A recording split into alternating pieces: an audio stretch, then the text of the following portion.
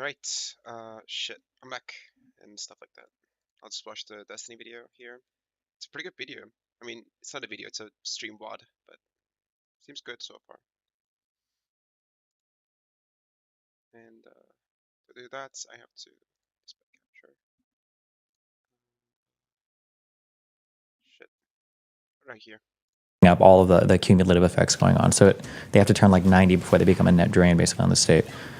So even though historically conservatives might have used the rhetoric of being anti-immigration, I think they were generally pro-immigration because it generally served, it was good for the GDP, it was good for the country, it was good for the for large corporations, it was good for small businesses, like people that hire people. Like it's just, immigration is just a free supply of labor. It's always good, more customers for your products and stuff like that, regardless of any other downstream effects. Remember, this is the UK, so the welfare thing is not as much of a problem for our migrants. Yeah, for UK and Europe, their welfare stuff is going to be a lot more than ours. So anyway, Elon is bringing up, rightfully so, that companies are super ultra hungry for workers in the United States. Really in the entire world. Everybody is like very, very hungry for workers right now. I don't know if it's because of World War II and the baby boomer stuff and all that, and those people are aging out. So we've got like a lot of demand right now and not as many customers, and the population graphs are a little bit more lopsided. That Peter Zweihander dude talks about this all the time, or used to. So yeah, a lot of companies are hungry for workers. Elon is pointing this out. If you work in tech, okay, these people love H-1B visas, which is basically just like, I believe they're temporary worker visas.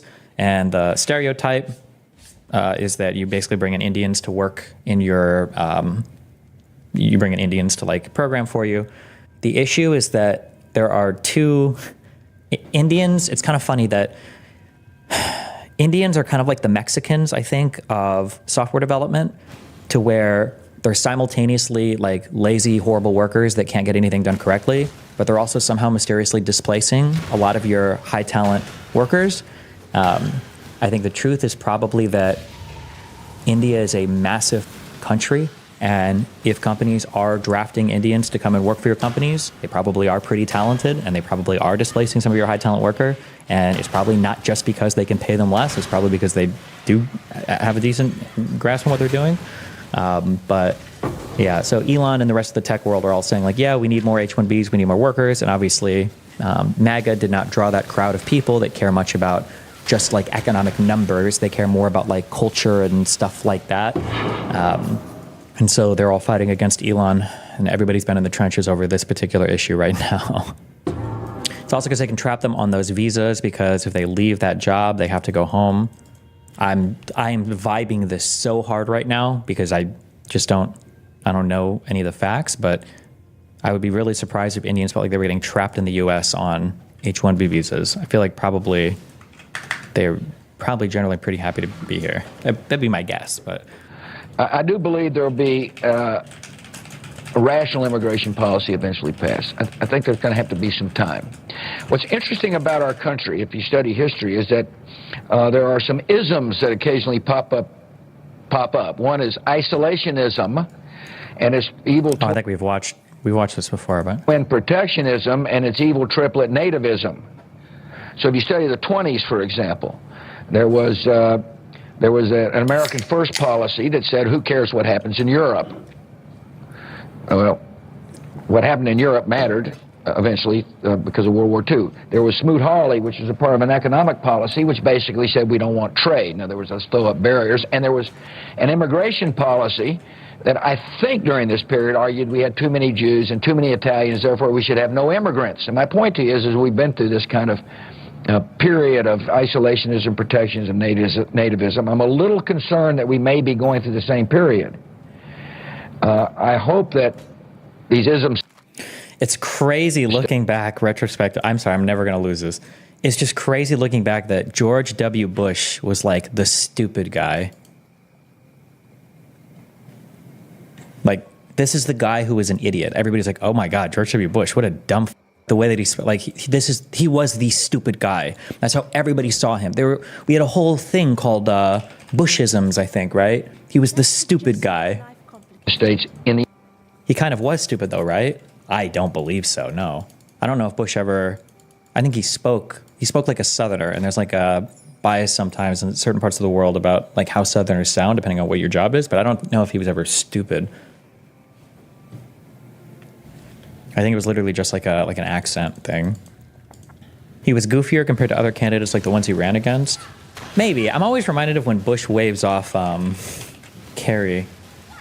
That was George Bush, right? I always look for this clip. It always takes me. He's not stupid compared to the general population. He's stupid compared to presidents. He's probably the most stupid president we've had. I would say insofar as politics and history and policy is concerned, he's easily more intelligent than Trump. Although you could say my individual bias is speaking there. But I've never been proven wrong on that. But I don't know anything about historical presidents. Apparently we've had some crazy. Yeah, like Trump exists. That motherfucker's like dumber than your average American, I would assume, but probably not. Probably, yeah. Actually, I'm not sure. That motherfucker is dumb as bricks. How can you even say George W. Bush was the dumbest president when Trump fucking exists? Presidents, so. That is wild. Jesus. That's a wild thing. Things are going well for Elon's popularity among those he has pandered to on this site at the moment. Community notes, this picture is real. Got him! Okay. This is just a funny meme. This is a funny moment. I don't know why he did this. Norwood bill, which is the main one pending. Governor Bush, you may answer that if you'd like, but also I'd like to know how you see the differences between the two of you, and we need to move on. Well, the difference is that I can get it done. That I can get something positive done on behalf of the people. That's what the question in this campaign is about. It's not only what's your philosophy and what's your position on issues, but can you get things done? And I believe I can. All right. What about the Dingell-Norwood bill? All right, we're going to go now. I'm not quite through. Let me finish. All right, yes, go. I talked about the principles. Just listen to this debate. I'm sorry. Me, dude. Jesus. What happened? Where are we right now? We're in a wacky time period in U.S. history. Specifically, would like to know whether Governor Bush will support the Dingell-Norwood bill, which is the main one pending. Governor Bush, you may answer that if you'd like, but also I'd like to know how you see the differences between the two of you, and we need to move on. Well, the difference is that I can get it done. That I can get something positive done on behalf of the people. That's what the question in this campaign is about. It's not only what's your philosophy and what's your position on issues, but can you get things done? And I believe I can. All right. What about the Dingell-Norwood bill? All right, we're going to go now. I'm not quite Get through. it Let me done. finish. Yes, go. I talked about the principles and the issues that I think are important in a patient's Bill of Rights. You know, there's this it's kind of Washington, D.C. focus, well, it's in this committee, or it's got this sponsor. If I'm the president, we're going to have emergency room care, we're going to have gag orders, women will have direct access to OBGYN, people will be able to take their HMO insurance company to court. Like, remember, this is the stupid guy. Bush is the stupid guy in my lifetime. Sorry, hold on. I'm trying to be more positive. Next year is an optics year, okay? All the optics people, okay? Next year is an optics year, okay? But listen, just listen to him speak. Like particulars about, was the Dingell-Norwood bill, is this about like a healthcare thing or?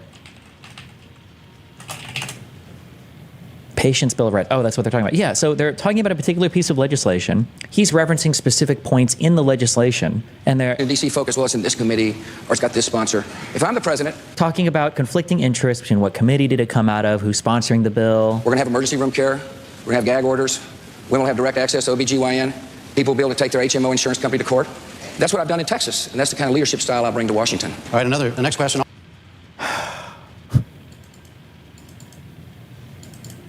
I will split the difference with Vivek. The reason that Indians and other successful minorities in the U.S. succeed is by blending the culture of hard work and familial dedication with the American spirit of dynamism born from the founders and the frontier spirit.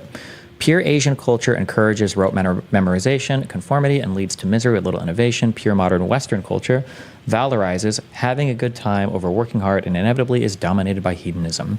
The culture I want to venerate is the American culture, which beat the Axis powers in World War II. It had important institutional checks against hedonism, encouraged hard work, and also heavily prioritized athletics, leadership, and social skills.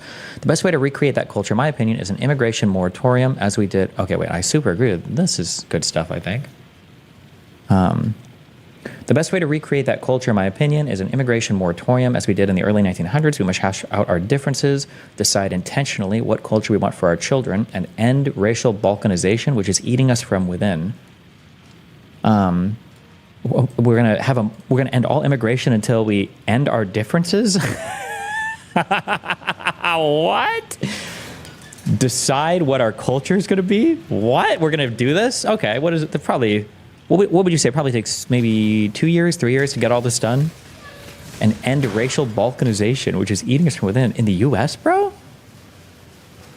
We also need to prioritize education as an opportunity for native-born citizens instead of seeing workers as individual economic units.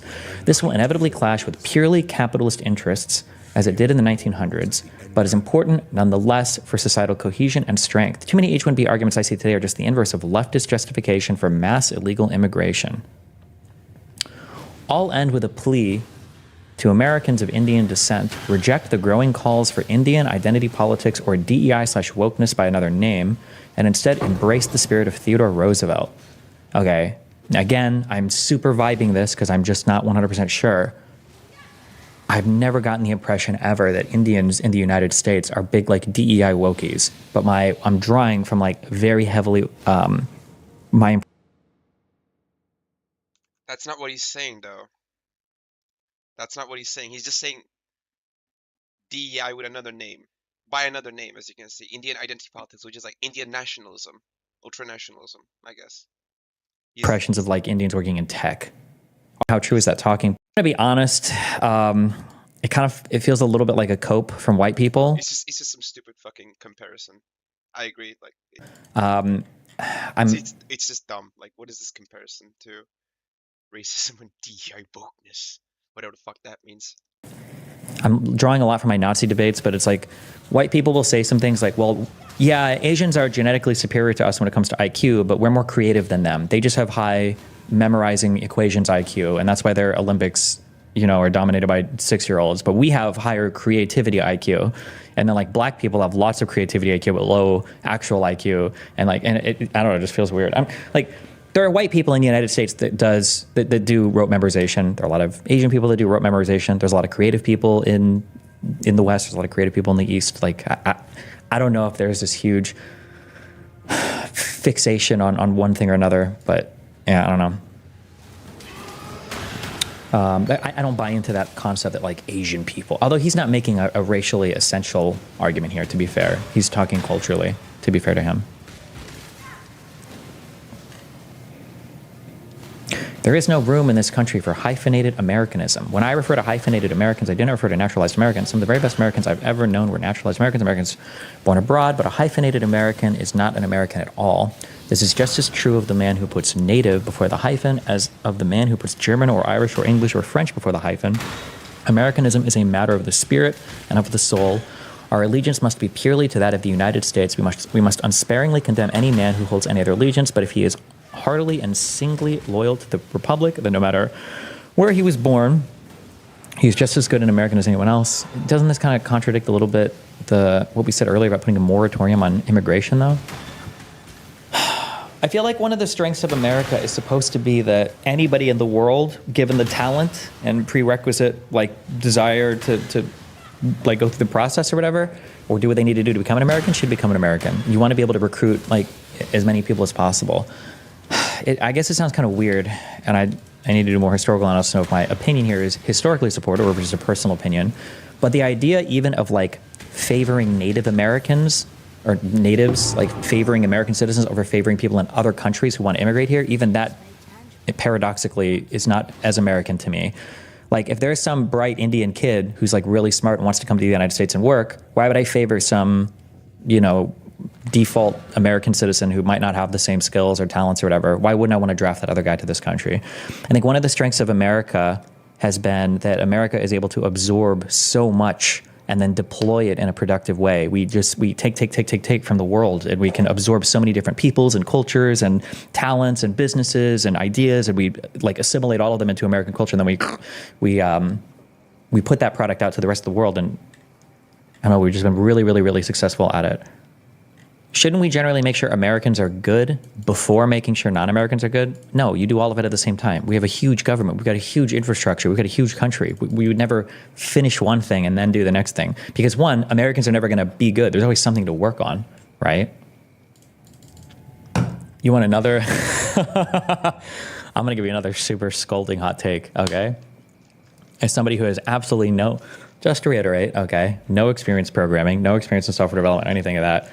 One thing that I wonder might be happening is I wonder if for the early decade or two where computer programming and software development jobs were like exploding, it's because you've got like tech is like a glowing industry, right? All these new people are coming in. It's so attractive to everybody. It's growing like crazy. And there's a huge demand for workers. But I think as software engineering has like rediscovered the principles of conventional engineering, right?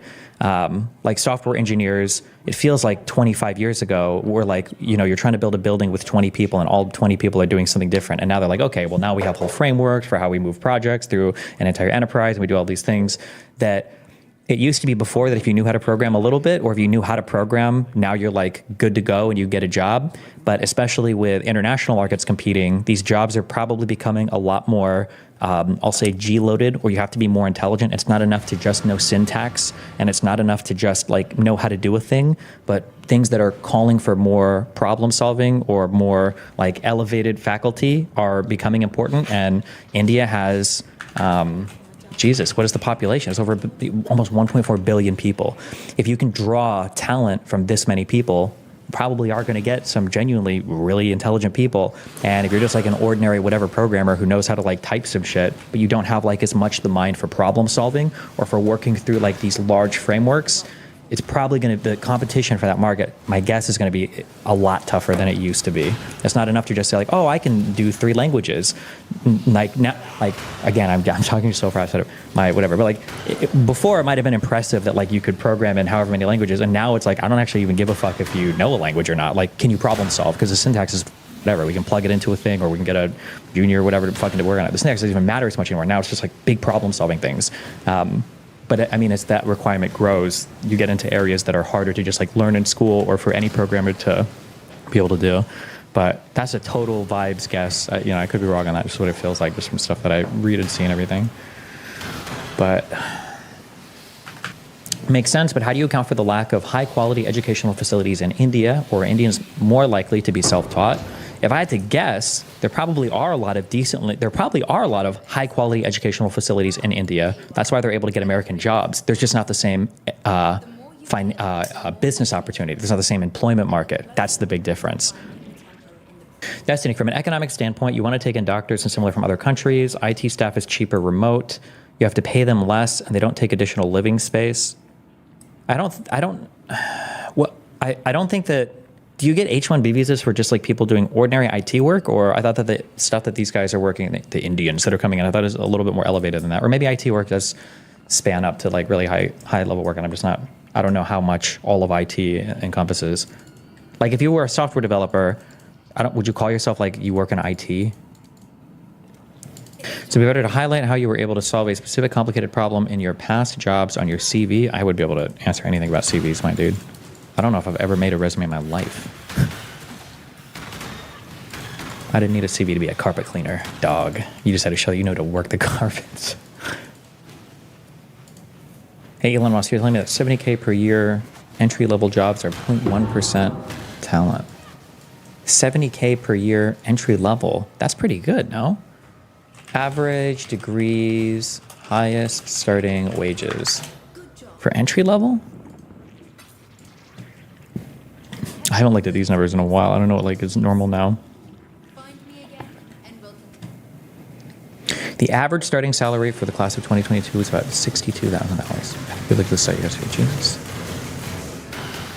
I don't understand the argument that they only want H-1B workers so that they can pay them less. From my experience, they get paid the same amount as a citizen. I'm gonna have 1 month where people are allowed to optics harp, okay? Because this is like the thing I'm focusing on now. I'm trying to praise these things not negatively.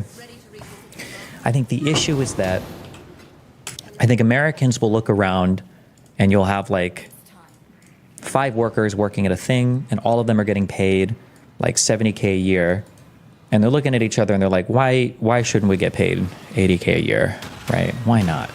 That would just be, we should. I think we should. Even if like for the equivalent education, even if they're already getting paid more than anybody else with a college degree, like I think we should. I think this is bullshit, right? And then people will complain and say, why do we only get 70K a year? We should get like 75 or 80. And then obviously, so I've said this a lot. It doesn't hit hard because we're American and we only live in America, so whatever. But our standards of living and what we've come to expect in this country are wildly higher than other countries. So what Americans will say is like, this is failing, it's broken, it's busted. Like there are Europeans that are looking at us like, bro, we don't even have that. Holy shit.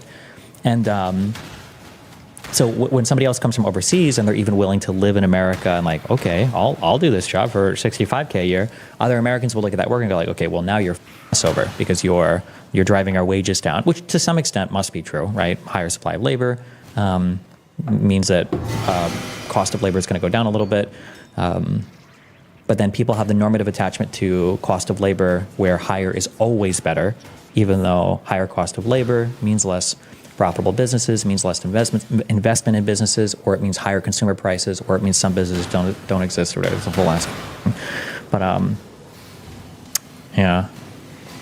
People are mixing up H-1B1 workers and jobs that are outsourced directly to India, e.g. H-1B1 workers at my company are paid the same as Americans, from what I understand. Our acceleration teams, on the other hand, is based in India, and they do work for half the cost of American workers. Yeah, sure, but if those H-1B workers that were getting paid the same as Americans in America didn't exist, the American workers would probably be getting paid more.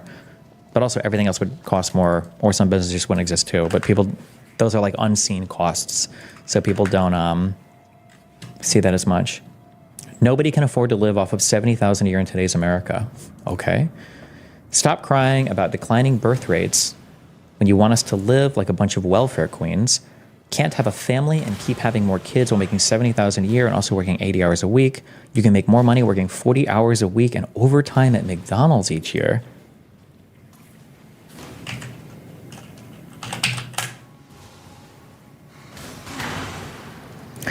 At Destiny, can you explain to me why the top most paid person can only make X% more than the lowest paid person would be bad? Because why would it make sense to say that should be how the wages should go? What if the guy at the top is genuinely worth 100 times more than the guy at the bottom? What if you work 15 an hour? Isn't that like 40K a year? Is that even 40K a year? I feel like people think that, let's say 40 hours a week times 52 weeks is 31.2K a year. Where are you working at McDonald's and getting 70? That's at 15 an hour with nothing coming out of your taxes. Did I mess this up? 15 an hour times 40 hours a week times 52 weeks in a year. Also, does McDonald's will they schedule you now? I don't know how much the job market has changed. Will they schedule you for 40 hours a week now? That doesn't like bump you into like a full-time category? When I worked at McDonald's, I don't think they ever hired any front of houses full-time unless you were a supervisor or a manager. One of the little I don't know if this is true now. Okay, I don't know if this is true now, but one of the little quick life hacks that you could always tell when somebody was lying about being poor is when you would see them go through like, okay, well, let's figure out like how much money you could earn if you were working at whatever place. And they would always multiply the hourly rate times 40. And my mind would always say like, bro, you're never getting scheduled 40 hours a week. Management would kill a supervisor, or the owners would kill a manager if you were scheduling employees such that they qualified for full-time benefits. If you're working at McDonald's or some bullshit, you're fighting for 30 hours a week or 32 or whatever like the cutoff is. They'll try to keep you an hour or two below it because they don't want you to accidentally accumulate enough hours to become a full-time employee. Like it'll hard. And if anybody gets overtime, you're getting fired. Your ass is crap. Bro, if you're a supervisor at a fast food restaurant and you're scheduling motherfuckers on overtime, but I don't know if that's changed, or maybe that was just a McDonald's thing. You'll have to work 2 different jobs to get over 40 hours a week. Yeah, but juggling multiple jobs is super irritating. My inner hatred for the middle class rises again. Not hatred, my disdain. I feel like in some lines of work, it's always easy to get jealous of people that have 9-to-5 jobs because it means that they have their Friday is Friday, their Saturday, Sunday, their weekend's Saturday and Sunday, and they're always working consistent 9 to 5.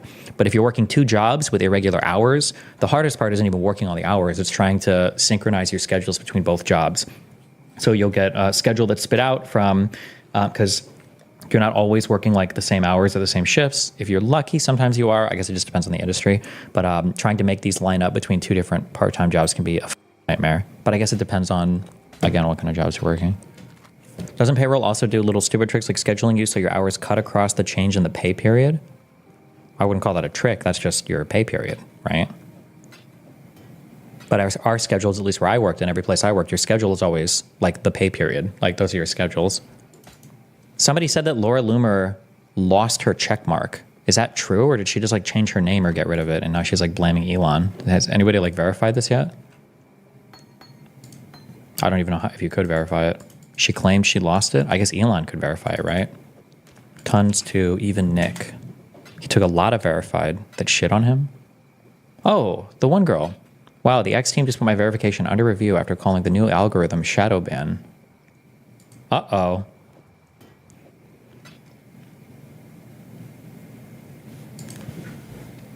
Wait, what? It's so crazy how many people don't know the first rule of the internet. Just like give it like 3 days and the news cycle will change. Why would Elon go so hard on this? Oh no, what's he doing?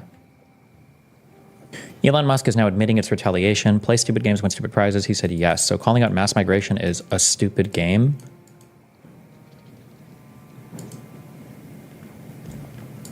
Just so you know, okay, going back to, we can do like the Marxist analysis, or like any capitalist would have the same analysis.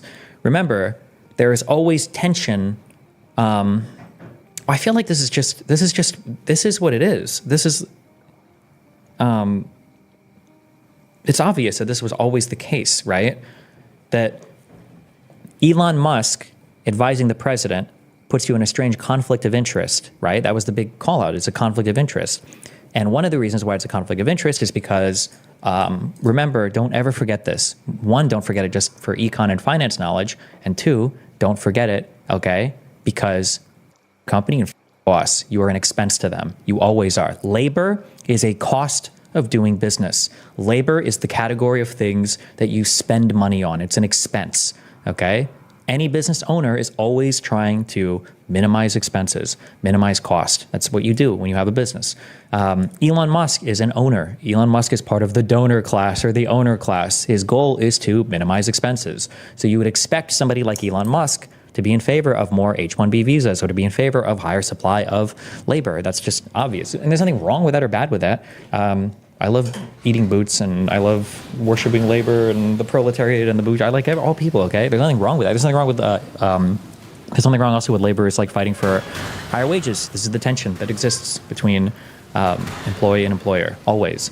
But it should have never been surprising that Elon Musk would come out in favor of things that is going to increase the amount of labor available to his businesses. Like that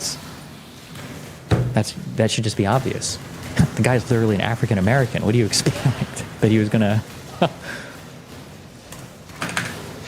out in favor of the white race?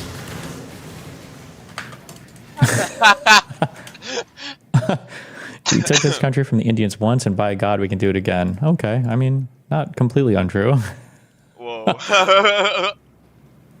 Any accounts found to be engaged in coordinated attacks to spam target accounts with mutant blocks will themselves be categorized correctly as spam. Ah, interesting. I disagree that it's good that Elon wants to and can influence Trump to bring over more cheap labor and hurt the already crippled average tech worker. The average tech worker is not crippled, my friend. But I do agree it's problematic that Elon has such a close position to Trump in doing this. That is problematic. I'm sorry. What I said wasn't problematic is that business owners should always be trying to keep their costs low. That's good for the consumer, and it's good for the owners. But that person shouldn't have an unelected role in leading government policy. That's a massive conflict of interest there. So basically the right split into two factions, tech right and right. And the tech right is like, hey, we need H-1B visa people to do the jobs. And the right was like, no, you need to hire Americans. And the tech right is like, but you guys are retarded. And the ... Elon Musk, that pretty much sums it up. This was eye-opening. Oh no. What is even the cost per company to sponsor an H-1B visa? Is it $5,000? And then you have to hire them, I think, at what the market rate is, I think. I've worked engineering and cybersecurity for 18 years. Degree plus certs is saturated. Experience is lacking. Foreign labor has demonstrable skills via tech competitions. Our businesses need the best. True. Can you please explain why Elon being in Trump's ear is such a huge problem? And would it be the same problem if the richest man in the world was elected by the people? If Elon was voted president, for example? You know what? Honestly, I kind of would say that Elon was kind of elected. I think it's fair to say that maybe. I think that people that voted for Trump knew that they were getting Elon too. I just think that there's a huge conflict of interest between a guy owning that much and then making government policy. Because I don't know now, are you representing Americans or are you representing your like business interests? That's scary to me. Are you concerned with the push to establish a Bitcoin reserve, or do you feel like it's just an overblown talking point? That's never happening. Bitcoin people are... I need somebody I can shit on if I'm trying to be nice to everybody. Yeah, it's going to be the crypto people. Crypto people are beyond stupid. That's never happening. We named Tesla after Nikola Tesla, one of the greatest engineers ever. He was a penniless immigrant whose inventions led to American dominance in electricity, generation, and usage. But was he an H-1B work visa immigrant? You seem to be moving the goalpost to all immigrants bad, which isn't the argument. Oh no. There's a wild theory going around on X that Adrian Dittman is actually a fake persona created by Elon Musk. This theory came to be already around 6 months ago, after which Adrian and Elon spoke together at a space full of Musk fanboys. Short thread. Yeah. Dude, who's in the room with you? Who's in the room? Hey, Elon, what game are you playing tonight? Diablo? Always Nice. Diablo. What class are you playing? Like, whatever came out a little bit long ago.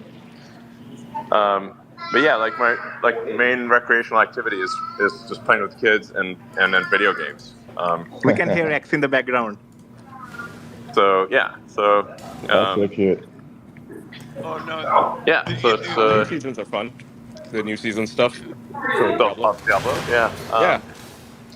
Yeah, I'm trying to actually just get a hardcore character to not die, which is God, this guy's horrible at video games, by the way. This motherfucker sucks balls in Diablo, and you know what he does? He buys accounts. He purchases accounts. He never changes, bro. He fucking never changes. Rich dipshit. Scum. Pig. Yeah, he has Chinese farmers play on his accounts. Yeah, that's exactly what he does. The game is too laggy. you'll probably have to spend- hardcore. It's not. You'd have to play it's not stable so. enough. Yeah, you'd have to play for so long. It's basically, it doesn't make any sense from a my utility Diablo standpoint. character name is Monkey Balls, and Okay. Dittman has attended Alex Jones's X Spaces at least twice, and even Jones himself suggests that Adrian is actually Elon. Some have speculated that it could be a deep fake voice cloned. Oh, wait, I'm so sorry. This is from February 19th. Why was I like this? This is old. I thought there was a new thread out today where somebody was trying to say they proved that Adrian was Elon. I don't know. I'm like undecided on it. I don't know. This guy does a voice analysis.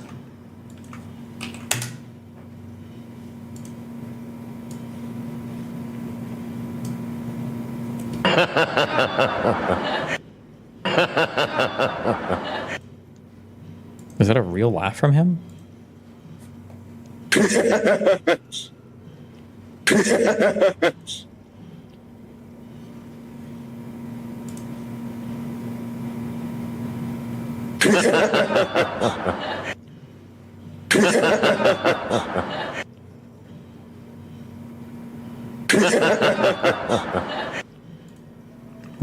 Okay.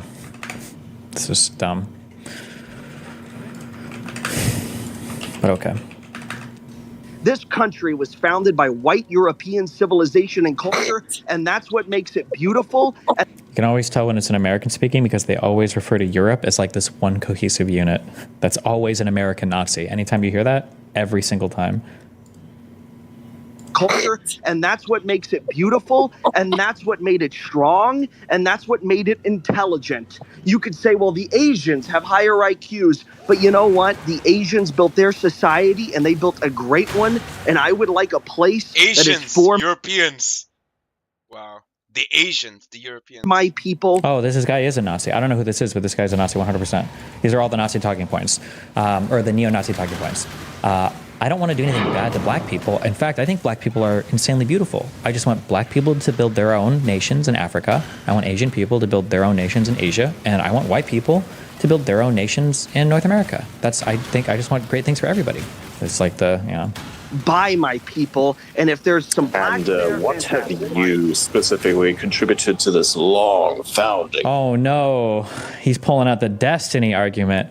I definitely fall abnormally to the side of don't give a fuck. Like, I've never done a 23andMe. I don't care. Because in my mind, I'm like, well, I want my achievements and my accomplishments to be my own. I don't care what my fucking family did. This has nothing to do with me. I don't get any credit for that. And that was always my go-to when fighting Nazis a long time ago. And now he's pulling out the, what have you done, though, motherfucker, with all these great genes that you've inherited from your European ancestry? To this long founding legacy, sir. Wait, ask that again. Like, what have you specifically contributed to the great country? Like, what have you specifically contributed that you believe that you somehow have the right to call other people various weird names based on their race? My first business when I was 16, it was a media company, and I sold it for $52,000. I employed 3 people, and right now I do something else that I'm not going to get into, and I've done other. This is fake. I don't believe. I'm gonna be more harsh also. For next year, I'm going to be more harsh on believing when people tell me their upbringing, because I feel like every single time we've looked into people's upbringing, they are always lying. You started a business when you were 16 and sold it for $52,000? What does that even mean? It sounds like they just had a bunch of equipment and they just sold the business and it was like the cost of all the assets or whatever. Or it was like, yeah, well, but no, even that was too generous. I think this is a totally fabricated story. That's a totally made up story. I'm not going to get into, and I've done other. Would you happen to be running like a plan of some kind by any chance? Because you really. So explain to me. Go ahead. What have you contributed to this country, Adrian? Which country in particular? This country, the United States, the only country that, quite frankly, matters. In terms of taxes, actually quite a fair amount. I'd imagine I've contributed a fair amount. No, not taxes, because we all know that taxes are bullshit. Taxes are ways that they control us. None of the money matters. Let me ask you something. What have you contributed? Adrian, what have no, you're not going to walk away from this because I answered you. You're not going to walk away because I answered you, Adrian. I answered you, so now you're going to answer me. What have you contributed to the United States of America? I have literally just stated to you exactly what I have contributed, but your inability to receive this makes me believe that you are perhaps a retard. I haven't heard it. What did you contribute? What have you built here? Taxes, sir. Specifically taxes. Okay, well, taxes is retarded. Is that enough?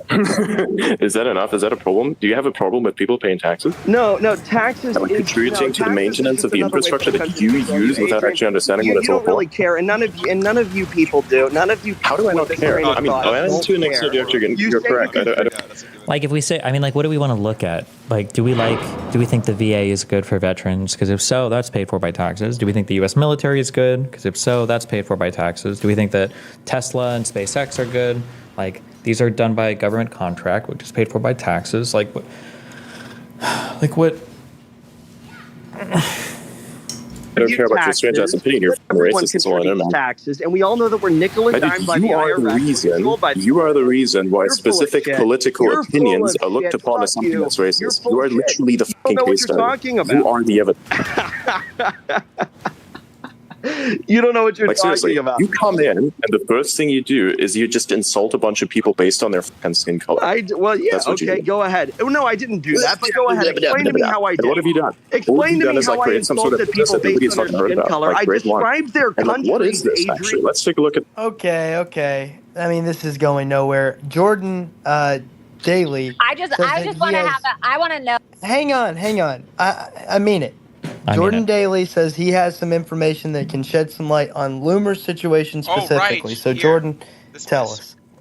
Hang on. Could I just say one more thing, Adrian? I served in the military as well. So that's another thing that I can... Oh, served in the military? Kill shot. You served in the military, sir? Who paid you? Is he going to do it? He's got 8 seconds left. Kill shot. That's another thing that I can... Oh my God, Adrian, I served in the fucking military. Oh, no. Good God. Jordan, have you got anything? You can't make this shit up.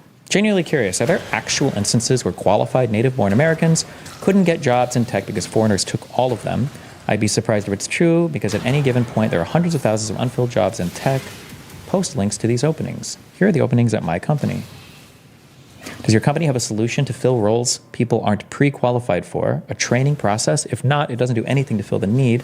The openings can't be filled with experienced techs.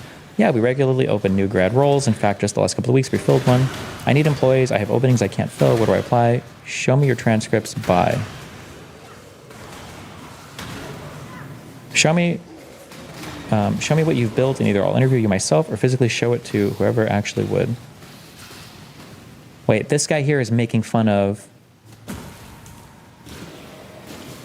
Wait, I can't tell who he's making fun of. I need employees. I have openings I can't fill. Where do I apply? Show me your transcripts. Bye. Is he saying that he doesn't want to show his transcripts? What? He's making fun of college grads? But he's the guy that posted up here. Wait, do you have a company? Does your company have a solution to fill roles people aren't pre-qualified for? A training process? If not, it doesn't do anything to fill the need. If the openings can't be filled with experienced techs, he's also retarded. He's a schizo. Keep reading. We exist within an entirely non-physical infinite space-time... Oh, okay. Space-time singularity, and always have unless you break conservation laws and discredit all of physics entirely.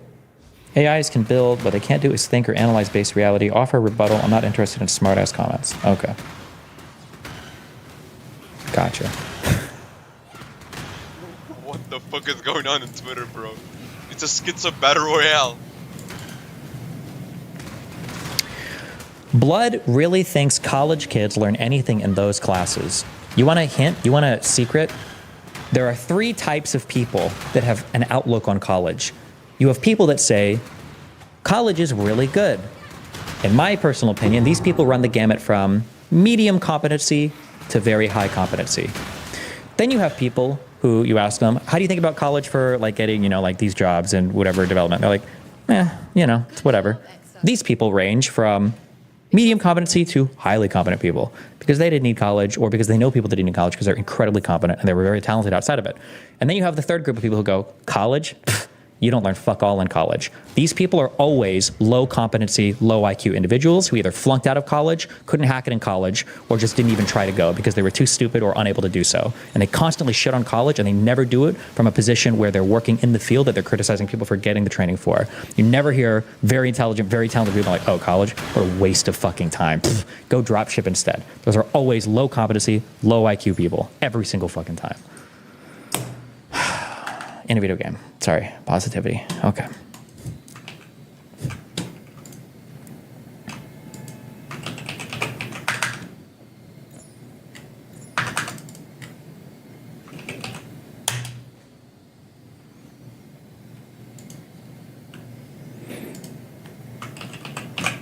Wait. Do you know or have you known people like this in your life? As I'm sitting here pondering life, I've realized that I'm looking at... Holy fucking shit, bro. Save some TRT for the rest of us. God damn. My bank account, I literally with that much money. As I'm sitting here pondering life, I've realized that looking at my bank account, I literally do not have any more money to gamble. I think I'm being forced into quitting here, and that's kind of how it goes until I get paid next month, which sucks because we tried. We tried our best, but sometimes you have to know when to quit. $600? $500, that's all I need. Well, you're gonna give me 600 back. I'll give you 600 back.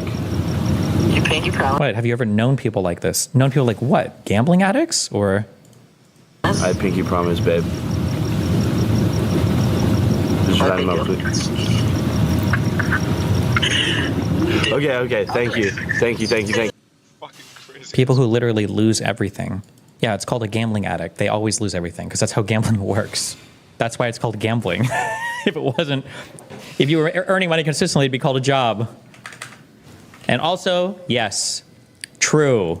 Always remember this and always remind people of this. Always remember this. Always remind people of this. Always remember this. Always remind people of this.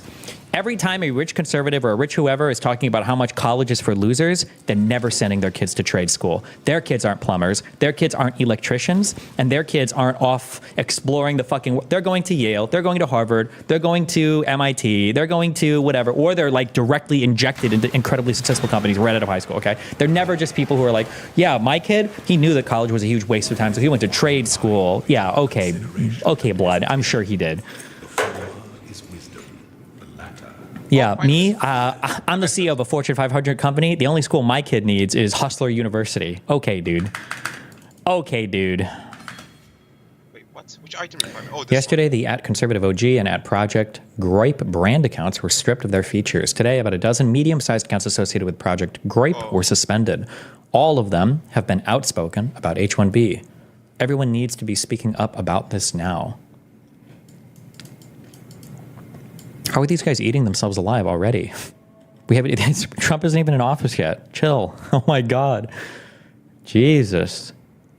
These third worlders with fake credentials are harder workers and smarter than you and your neighbors. You need to let them rule over you. Nope.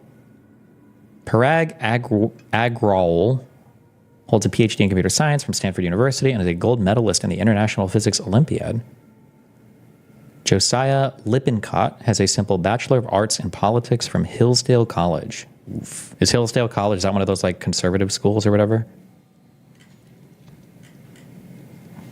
Odds on how long till Trump breaks up with Elon? I don't know. Has Trump made a statement about this like H-1B shit? I would imagine Trump would be massively in favor of it, but I'm not sure. There's like different things in my mind. I would imagine, so Trump falls generally on this weird nativist side, but he's a big business owner capitalist, so then I would think maybe he wants immigrants. And he does like construction, so maybe that's like immigrants, but it's not like random like constructing houses or roofing. It's like commercial construction, and I don't know how many, there's probably still a lot of immigrants that work in that. But those aren't H-1B immigrants generally, probably. Those are just like, so I have no idea. I'm just, from personal, like his personal lived experience, I don't know where Trump would fall on that. I have no idea. He's standing back and standing by. In 2016, Trump was against H-1B. Now he's in favor of it. Yeah, I think I remember that a long time ago because the big talking point was that Indians were stealing everything from Americans. Bro, there was a subreddit called Canadian Housing Too. I think I clicked on this once and it was like, and it showed up in my Reddit for like a year because I clicked on it once. That subreddit, bro, there's a lot of Canadians that hate Indians. Holy shit, man. You ever want to find a group of people that hate Indians? That is the most hate Indian subreddit on the goddamn internet. Oh my God. Wait, oh my God. Hello? Wait, what are these retweets? I'm sorry, 1 second. The last smart person left India decades ago. Based on average IQ and population data, we would expect to find approximately 14,000 smart people in India. Population of 1.4 billion? Also, I'm sorry, this is a ChatGPT thing, isn't it? Average IQ and standard deviations. The average IQ for India is estimated around 76? What? According to, isn't that below, like, retarded? What IQ, wait, hold on. IQ standard deviations.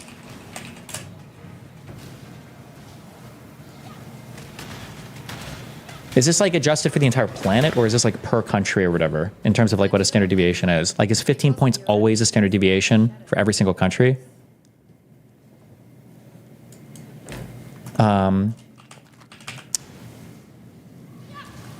What IQ are you considered mentally retarded? 70 to 75. The vast majority of people in the U.S. have an IQ between 80 and 120, with an IQ of 100 considered average, but diagnosed as having mental retardation. Person with an IQ below 70 to 75. His average IQ for India is estimated to be 76.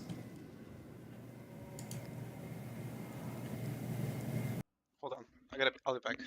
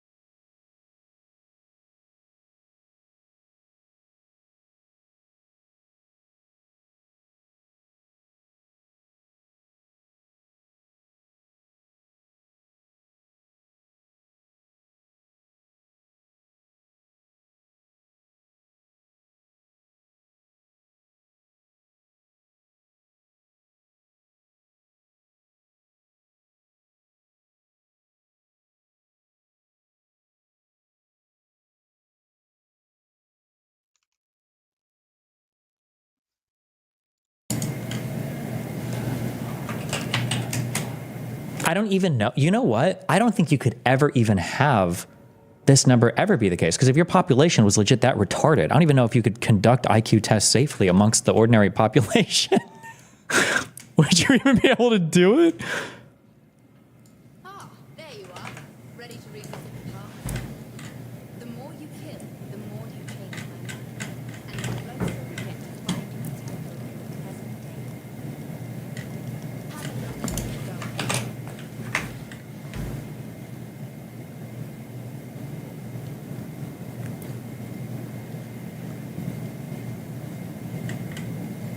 World population review. I'm even on this website. Jesus.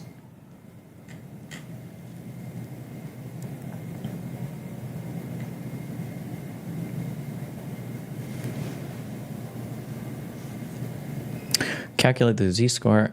Okay, find the proportion. Also, why does he need an IQ over 140?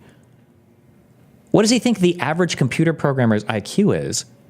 I'm going to fucking totally ballpark here, and I'm going to say average comp sci IQ. It's probably a standard deviation above. I'm going to guess 115 to 120. But that could be weighted heavily up. I'm going to say 115 to 125. That's my guess. Let's find out. Average comp sci grad IQ.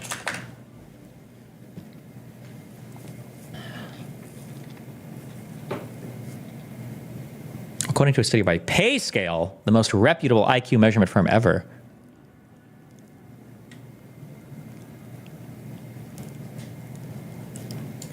This is 128, 124.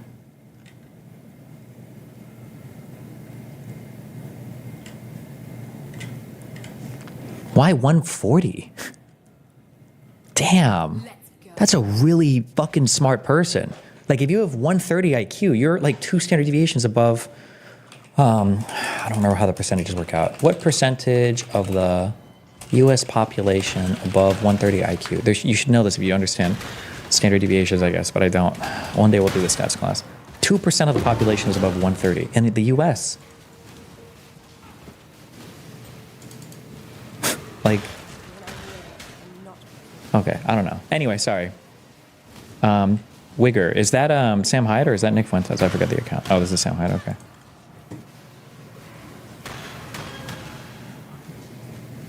Gee, wait, is this guy just racist? Indians are uniquely bad at hiding their resentment. A day's worth of pushback on inflating H-1B caps and their great replacement posting where we can all see them. 0 self-awareness or even just common sense. They're probably doing it because it's triggering the fuck out of you. My What's Up threads are crazy. Groups with hundreds of Indians saying they're going to wipe the floor with whites and take all their STEM jobs with multiple H-1B visas. That's the free market, baby.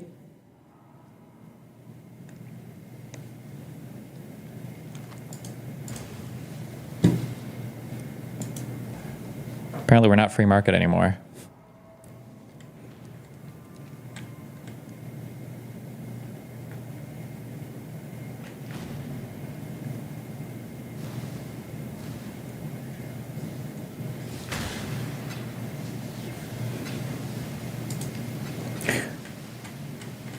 Jesus Christ. Since Silicon Valley hiring is everyone's attention, here's the experience of someone who was a hiring manager for over a decade during Apple's meteoric rise 20 years ago. No dirt, big reveals, or criminal conspiracies, just thousands of tech bro resumes later. I managed the team in software engineering that kept third-party apps working when we shipped new OSs. We worked with QA, but we weren't QA. I hired mostly new college grads. It's a tough hiring profile, finding people who knew computers well enough to be able to intuit and bird dog whatever crazy thing an app or the OS was doing that broke it, and then convincing them to join a team where they wouldn't be writing their own software. It was an entry-level position in Star Wars Enterprise that offered contact with and visibility of every other group. Okay, what did he retweet? I'm not reading all this shit. During this time and in other parts of software engineering and IS&T, I don't know what that stands for, support and telecommunication, I don't know. I watched as a couple Indian hires within 18 months turned into an almost wholesale replacement of any other race in the blighted departments. The degree of their apparently illegal hiring practices cannot be overstated.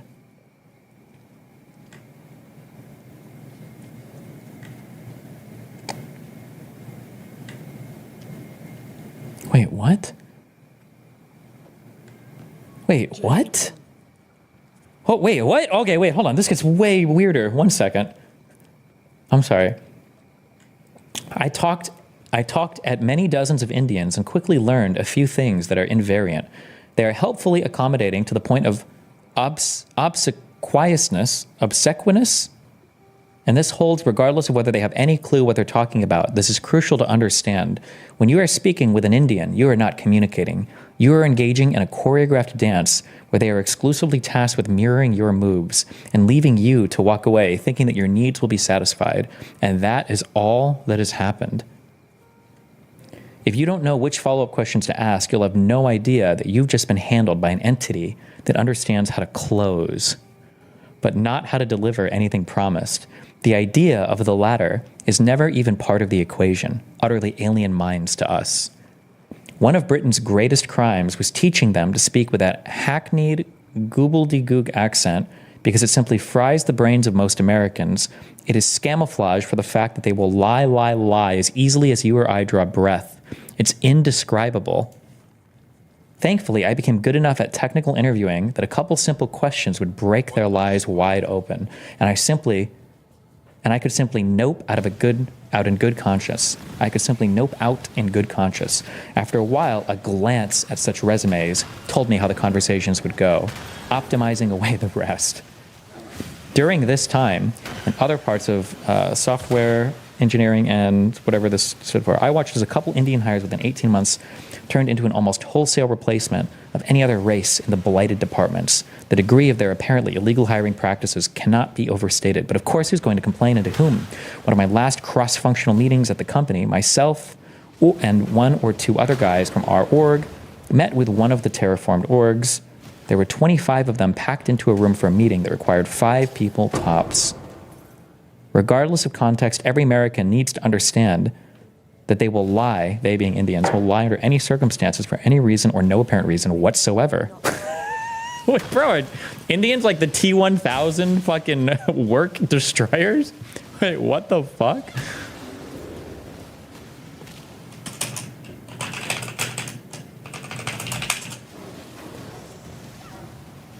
And they will always, oh wait, I'm sorry. It is cultural, so get over your Christendom-centric notions of morality. Those exist nowhere else on Earth. And they will always and everywhere be India and Indian first. This week's discourse laid bare their bottomless, seething envy and contempt for our race and our prosperity. The only way we can protect our businesses and our communities and our nation is to protect our under law, or our own under law.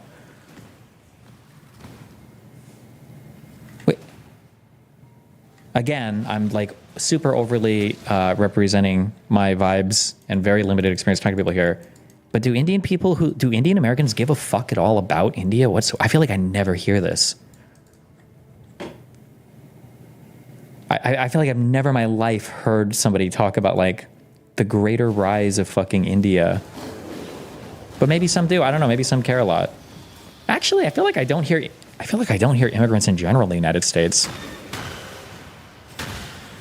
Actually, I feel like immigrants in the United States are more apt to shit on their countries than other people. Like, I'm trying to think, do I know like any Mexicans who are like, Mexico, that's the homeland, baby. I love that country. What a great country. I feel like it's more likely that if I talk to like a Mexican American, they'd be like, Mexico, not only is that place a shithole, but the people are shitholes. So don't let them come to the United States. Keep the rest of them there. But I don't know. Maybe it's different with some other groups of people. This is a wild Twitter thread, though. Holy shit. My God.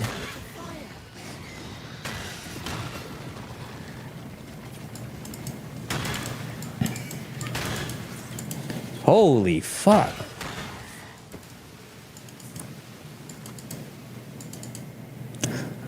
I live in Canada. Oh, it's the hockey guy.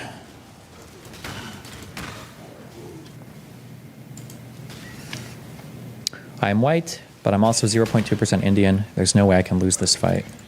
Based.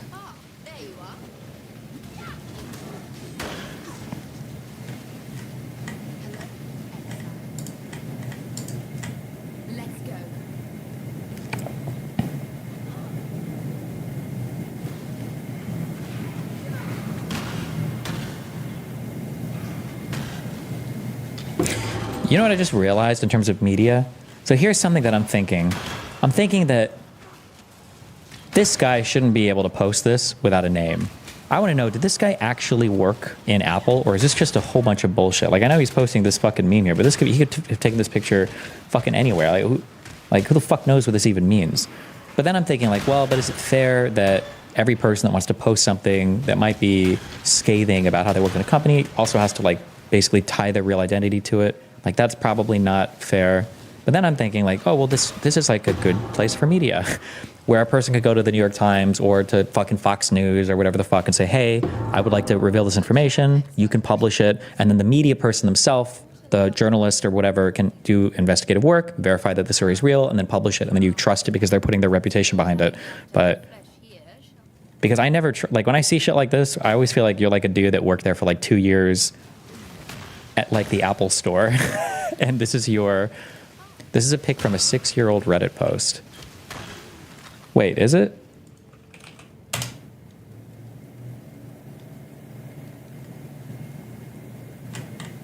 Wait, why are these people all typing in another language? Is this a different Reddit? Or is Google auto-translating this? What did you attach to this?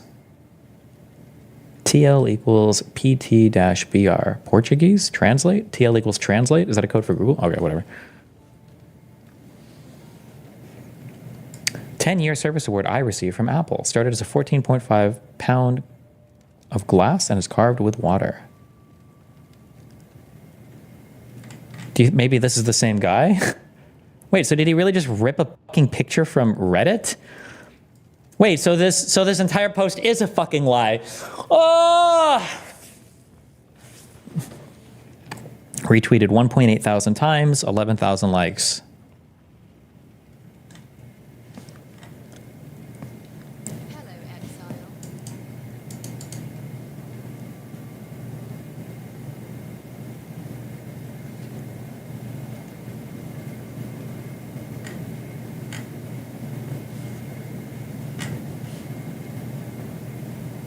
Maybe it's the same guy? Whoa, uh-oh.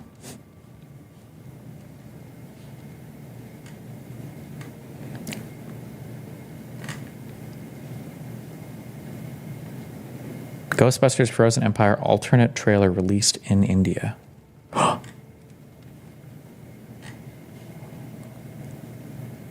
that a coincidence?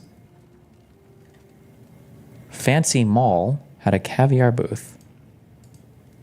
Is this Century City in, I want to say in LA. I don't know the fucking city it's actually in. Or is this some other place? No, somebody said no in chat. Good enough for me.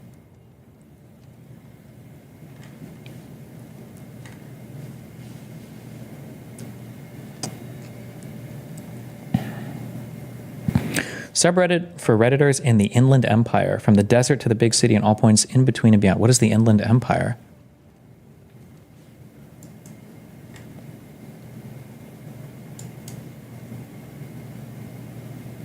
Is this in... These Arizona drivers are going to make me insane. That's like San Bernardino. East of LA.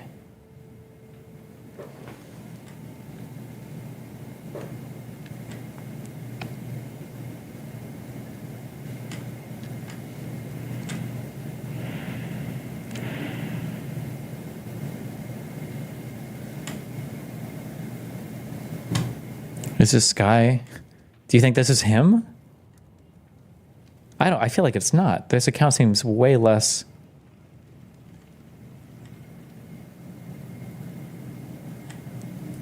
I wonder if this guy is like an Indian immigrant and the guy's using his fucking...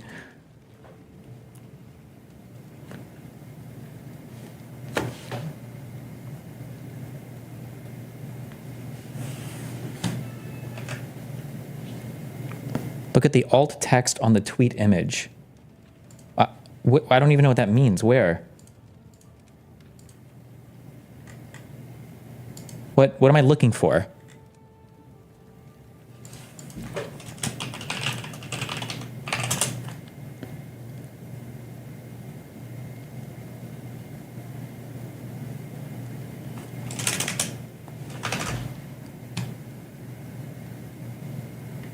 He acknowledges that the picture isn't his in the alt text of his original tweet.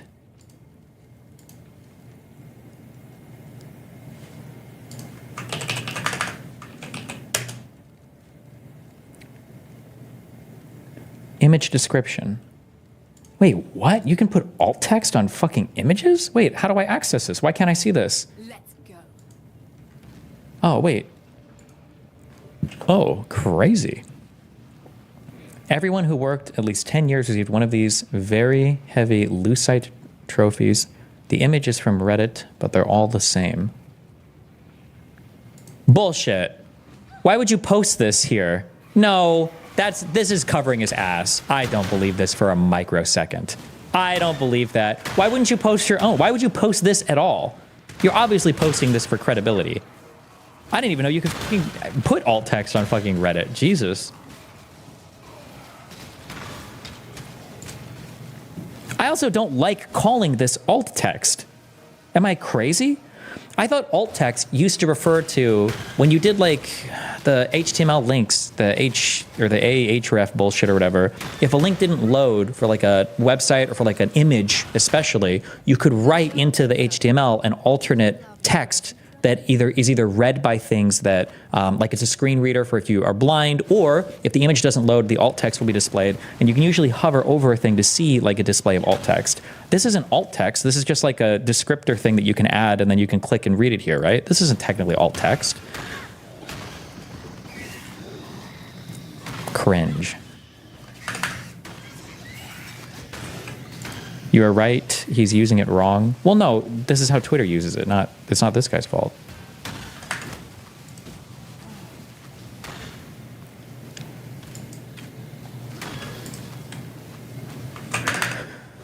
Okay, I don't care. Don't care about this. This guy is cringe, and that was a very weird Twitter thread.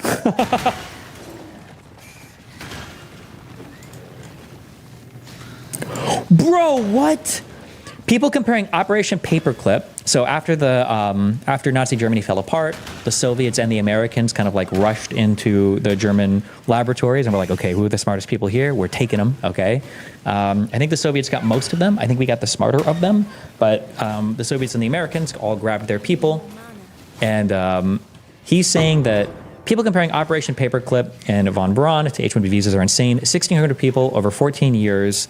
And they were all the cream of the crop from the same ethnic makeup as the majority of Americans, etc. What? What a weird... What's the weird Nazi shit?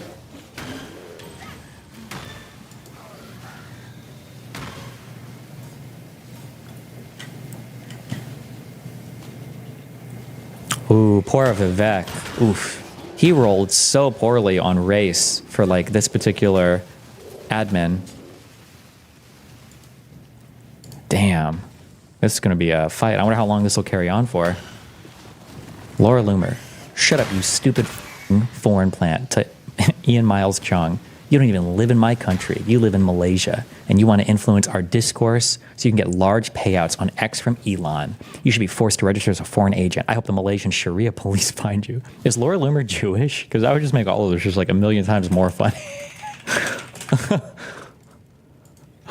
I don't actually know.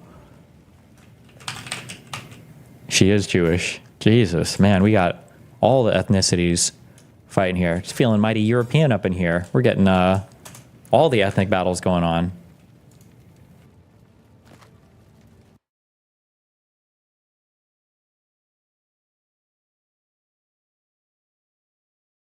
Third summaries of the anything. I don't think it helped them 1%. Not at all. I think this idea that if you stand next to them, that helps them is absurd. Totally, utterly absurd. Because on that logic, that's it. We never.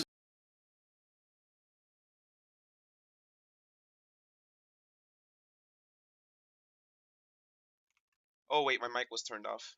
I was just speaking to myself the whole time. Anyways, what I just said was they should call Jenkum. Stand next to them because he's full of shit. Never talk to them, and we're so including the emphasis. I made the emphasis as well, so I just repeated myself essentially, like I was schizo. Also, my mic was a bit too far. But Jenkum over here, Jenkum boy, is full of shit. No, again, we never talked to them. Oh, we didn't legitimize them. We didn't help them. That's nonsense. Boy. Let me ask a broader question. Do you think you advance right wing interests by going there? Do you think you undermine right wing interests by going there? Well, first of all, it's not binary, but I help left wing interests. Definitely. Definitely. So how come? Which left wing interests? How come? Examples. Jenkum, you fucking retard. Fat retard. They say yes to cutting the Pentagon. Every time they say yes to paid family. They're not cutting the Pentagon, bro. Nobody on their side thinks that. Why are you so... It's not even I was going to say naive. It's not naivety. It's stupidity. Donald Trump ran his whole first campaign was on expanding the military. The second time around, he wants NATO commitments to go up to 5%. Like, where? Well, paid family leave, that does sound pretty good. Hey, cutting the Pentagon, that makes sense. I bet there is a lot of waste and abuse. That helps left-wing positions. The good news is they're no longer left-wing positions. The right wing agrees. Their voters agree with... Agree on what? Agree on why exactly? Take the win. Take yes for an answer. Instead, the other ideology is white supremacists. I'm never talking to them. That'll show them. That won't help them at all. Jake is retarded. Jake, shut the fuck up. They won the election without any of our help. None of us talked to them, and they won anyway. So how's that strategy working? It's working terribly. And then we look extreme because we won't talk to anyone. And we just keep pushing everyone out of our party, everyone out of our side, and saying, I am morally superior. You're the dude who's representing 1 to 2% of the Democratic Party saying that all center-left Dems are trash. And then you're the one... Like, he literally made fun of me for being like an establishment Dem, which is like 95% of the fucking party. And then he's saying that Mark is the type of person pushing people. I don't even understand this argument. This is like nonsense. I mean, guess what happens? Jenkum like that. This is like an epic Reddit post that some rando like high school kid or early college freshman is making about politics. It's like, what are you talking about? Everyone out of our side and saying, I am morally superior. And guess what happens? America doesn't like that. They think it's arrogant and obnoxious. And instead of having a conversation with people, we're putting them in buckets of white supremacists, Islamophobe. God, America hates that. We got to cut that crap out. I disagree. I mean, the idea of a moral agenda or moral issues was coined by the right. They absolutely think they have moral superiority. Is there a difference between Jenk's position now when engaging with the right versus your position a year or two ago? This is why like examples are important. Like in theory, conceptually, what Jenk is saying is exactly the same as my position a year or two ago. But in practice, like keep in mind, like I feel bad about these debates. I feel bad about these debates. But we just got another one of the hottest years on record. How many times are we going to have another hottest year on record? How many times are we going to have an increase of carbon dioxide concentration in the atmosphere before we're finally like, okay? I don't know. And the reason I don't know... Like, I don't know if I push back enough against these. I don't feel good about these. He should have left this debate crying, and I feel bad about this. And this debate is still a debate. This was contentious enough, even though it wasn't really. This was contentious enough that afterwards Jordan Peterson was like, oh, Destiny? Well, that's a guy who just wants to be right all the time, and I don't think I ever want to talk to him again. Oh, right? That's... Looking at models, let's say like the Scandinavian countries, or I wouldn't use... What was the hand thing? I want to see the hand thing. I don't remember where the hand thing was. Canada, by the way, because Canada is now, what would you call it? Predicted by economic analysts to have the worst performing economy for the next 4 decades of all the developed world. So maybe we'll just leave the example of Canada off the table. Sure. Scandinavian countries are often the polities that are pointed to by, I would say, by people who, at least in part, are putting forward a view of redistribution. That's the point, though, no? That you come on too aggressively and pushed him away? No, let me, when you're reaching out to other sides, what the goal is that you are taking a big step towards them and then getting them to take a couple of little steps towards you. But if it's always just you taking a big step towards them and then them never taking steps towards you, or them only taking a couple little steps towards you when they've tried so hard to separate you from all of your political ideology so that way they're not actually taking steps towards that political ideology, then it's not working. This is why I was fed up with and irritated with all the conversations, and I lost my mind over the fucking Corey fucking retard, the firefighter getting shot. It's because I realized, like, okay, this is, like, I'm not accomplishing anything going on these shows. If they're saying anything favorable about my ideology, they're separating me from everybody else, so they're just, like, building rapport with me, and then that's it. Everything else is just me, like, doing my best to try to be as conciliatory or to frame stuff from my point of view as much in their point of view as possible. This is too irritating. Over the left on issues of the hand thing. Now this is vaccines. No, it was like this, and now it's like this. No. It was like this, and now it's like Oh, this. no, this it was one. like this, and now it's like this. No. It was like this, and now. around babies or issues around, issues around black prayer in school, to suggest that the left thinks they have moral superiority and that somehow stands in contrast to the right's position. It's which not somehow, a contrast. They both think they have moral superiority. so if everybody thinks that, how is America upset with the left for? Because the right goes, oh, you agree with me? Good point. Good point. Good point. Good point. We scold ourselves over so many things that the right does without fear or question. 5%, come on in. I'm willing to have that conversation. I'm willing to do this. Because no, the right no, goes, that's oh, not you agree fucking with me, true. 5%, come on in. That's not fucking true. Hell no. Hell no. Fucking retard. Fat retard. First of all, bullshit. Way. People become suspiciously free speech when they... Hello? Oh. When they feel like they don't have control of all the cultural power. And as soon as they feel like they become the more dominant voices, all of a sudden they become much less freedom of speech oriented. Because they don't want to talk to any opposition because they control the landscape. The idea that conservatives are like, oh no, we'll talk to you if we disagree a little bit. Bullshit. It's only if you're never willing to disagree on anything with real meat or real substance. No. The left goes, you disagree with me, 5%? Oh, shit. Nazi. And then, okay, then America goes, all right, then I know which side to go on. Because this guy says... I fucking failed. Just like that. That was fucking pathetic. Oh wait, I have another portal. Okay. Whew, I have another portal. I didn't just lose. When I'm ready and not before. That was fucking pathetic though. That was entirely my fault. I could have done better. I didn't pay attention at all.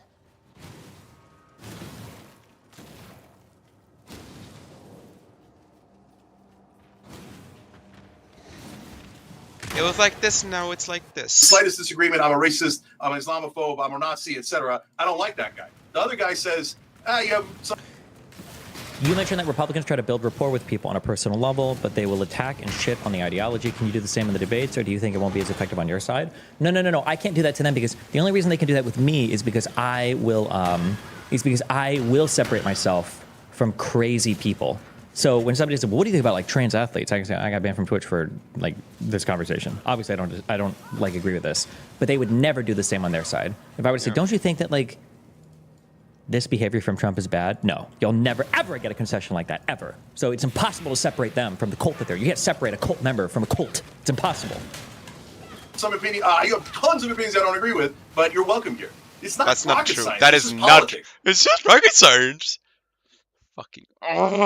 I hate him. Residential homes. Fat fuck. The country. Okay. No more. No. I'm holding myself so much from like making any, connections to his Turkishness. I can't do that. Otherwise, they'll leave me alive. I did pre-watch this. Is it? You pre-watched this fucker, and you're making us watch it? From doing that.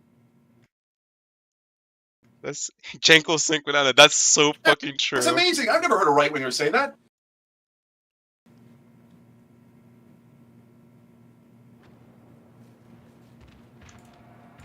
Hey, what's going on, dude? 2018.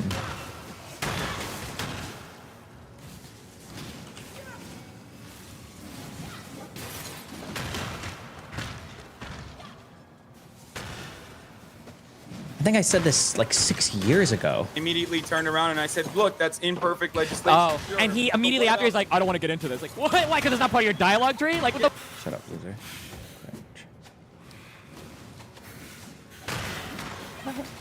Wait, you're still making video game analogies though. What do you mean, loser? But a consequence of corporatism. The reality is like unfettered capitalism.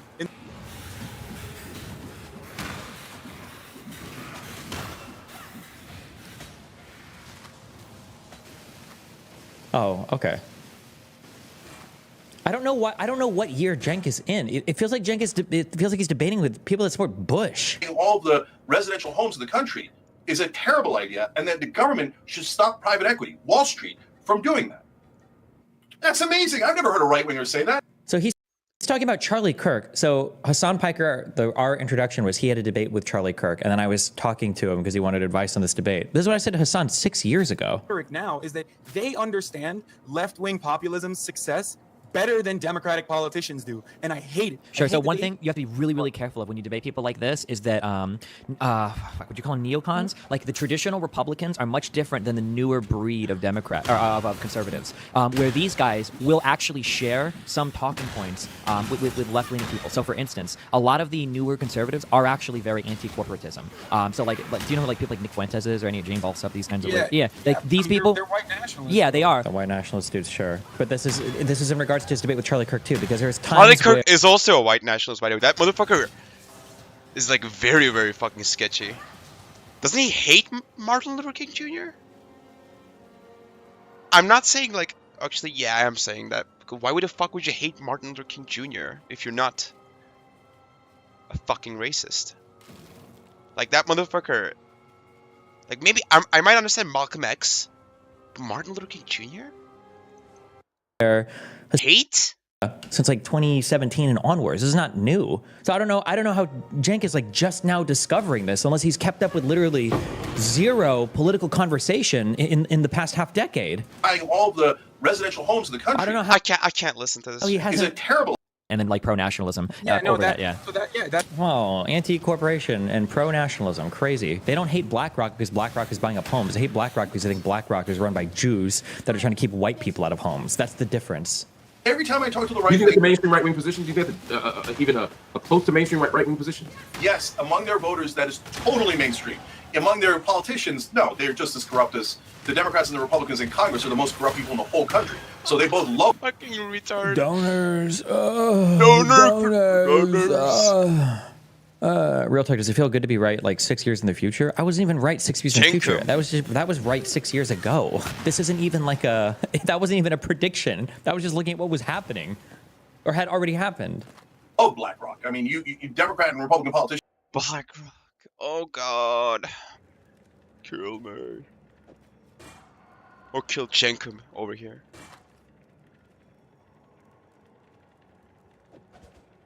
I like calling him Jenkum. It's funny. Is what I'm actually lying. Everybody's grifting. No, they're not lying, and they're not grifting. They're not lying. They're not grifting. I'm sure. You identify as pro-Palestine, correct? Oh, 100%. Yeah. Oh, 100%. Don't say that, Brown. You can't. Don't call him that. Okay. Would you go to a conference similar to this? Got him. Would you go to a conference like this one and ask them what they think about Palestine? Well, here's what you got to see, Mark. Okay, listen. Okay, we're not going to agree on everything, and I know we're not going to agree on everything. But they want to cut military funding. They want to defund the Pentagon, and let's start there. for Zionists? Yeah, definitely, 100%. And I've done very similar things already. Yes. And you sit on stage with Yoav Gallant and Bibi Netanyahu and talk about the points of agreement. Oh my God, I would love to do that. Yes. Oh, I'd love to do that. Because then I could get to challenge Netanyahu and Gallant to their face. That would be amazing. Do you think that you challenge these people to their faces to the extent that you would Gallant and Netanyahu? Because I didn't see a lot of challenging. Yeah, but you're seeing one snippet there. First of all, yeah, but so I'm asking. I'm asking because I don't want to presume. So Mark, so two things about that. Number one, this was a venue where we were talking about a shocking new development. Oh, sorry, I'm hearing some cockroach noises.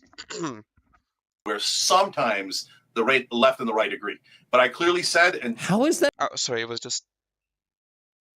What the fuck was that? Okay. That a shocking new development where sometimes the left and the right agree. You know that like historically, like that we have agreed on things. Like that's not unprecedented. Yeah. Like if anything, technically the division between left and right has gotten, I think, more partisan over the past few decades. At least I think it's Supreme Court nominations. But and everybody in that room knows. You go ask the right winger; they all know. No, Cenk's left wing. He's not Mac, right? And so why do they know that? Because I've been on dozens of shows. No, but I don't want you to avoid the question. Did you challenge him with the issue that you essentially would? He completely avoided the question. The fucking fat retard. In the Zionist example, did you challenge them to their faces? On many of the right wing shows, on many topics, I do. No, yes. At this event. At this event. That's not what we were doing. Oh God. So no, you didn't. No, we did challenge. You heard me challenge, but we didn't have a fight. So I'm sorry if you thought we should have had a fight, but we did. Challenge on what? Example. Ask Mark. Example. No. what happened here is when I asked you if you challenged your faces, you said, well, people only saw a snippet, which would imply to the viewer that had we seen more, we would have seen more. No. I said you only saw a snippet of my my appearances on right wing shows, etc., etc. Oh, no, I've seen etc., etc. Okay, oh, well, what's a right wing show where you challenge them like a lot? What's one where you did a big challenge? No, none of them. them. So there was no challenge here. Okay, this was more of a no challenge.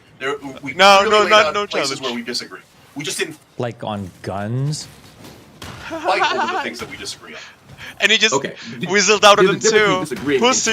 On their position. For example, I can say Netanyahu, I disagree with your position on Greater Israel. That's different than saying you've killed hundreds of thousands of people, right?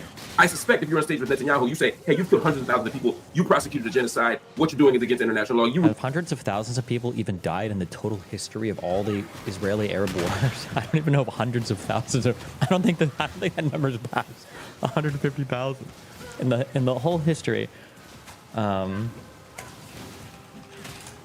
sorry, fuck foreign policy, dude. If we could just turn that off, we would agree with so many people. What were the total death tolls of these two wars?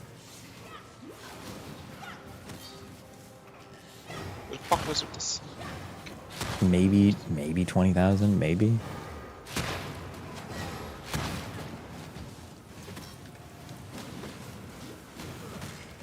This fucking guy, what is this shit? Okay, sorry, don't worry about it. He's digging his ass. Is that fair to say? First of all, it depends on the context, but very likely, yes. But you're saying there's context where you wouldn't do that. Fine, fair enough. That troubles me, but I'm saying comparably, did you do something comparable in this space? So in this case, we didn't go to set out to do a debate. If we went to do a debate, I'm not talking about a debate. No, hold on. He's doing that. He's squirming away so much. Yeah. The question is very obvious and very clear here. That's not what I asked you. I'm saying, did you confront them? You might have to be debating Netanyahu, but if I see Netanyahu and I'm on a stage with him, I'm digging his ass whether we're here for a debate or not, because it's the principled thing to do. Did you tear down the right for all of the problems, all of the harm, all of the damage that they've done? Did you do anything that was step? No, Mark, that's a totally unreasonable standard. So you're saying in every single appearance that I need to tear them down. Well, that defeats the point of beginning to have a conversation on the things that we agree on. If in the midst of that conversation we get to a disagreement, then yes, sometimes we wind up yelling at each other. I was on Tim Pool's show and I got into a huge fight with one of his hosts, and I don't care. I on what? I'm curious. What was it? What was it about? Yeah, on what? I'm so curious.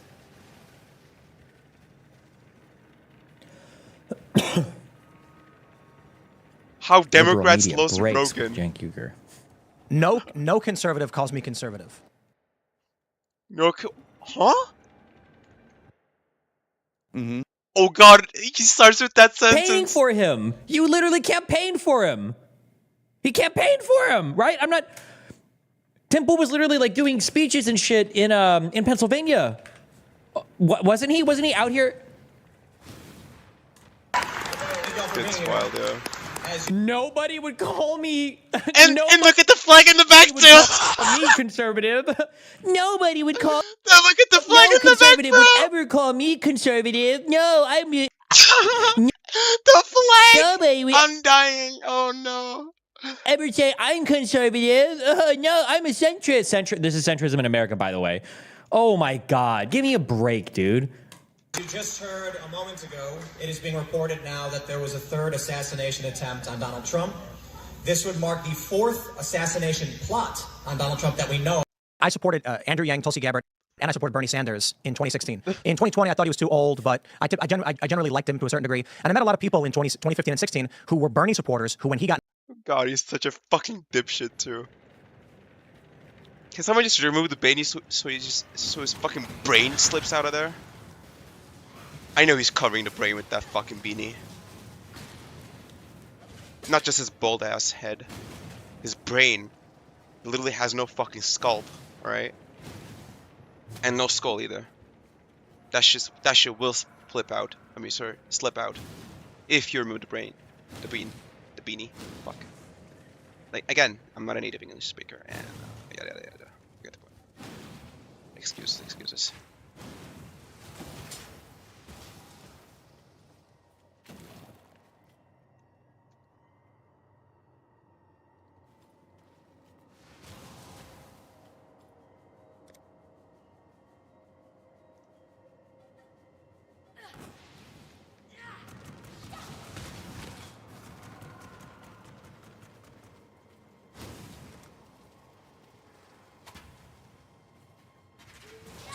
much clutter.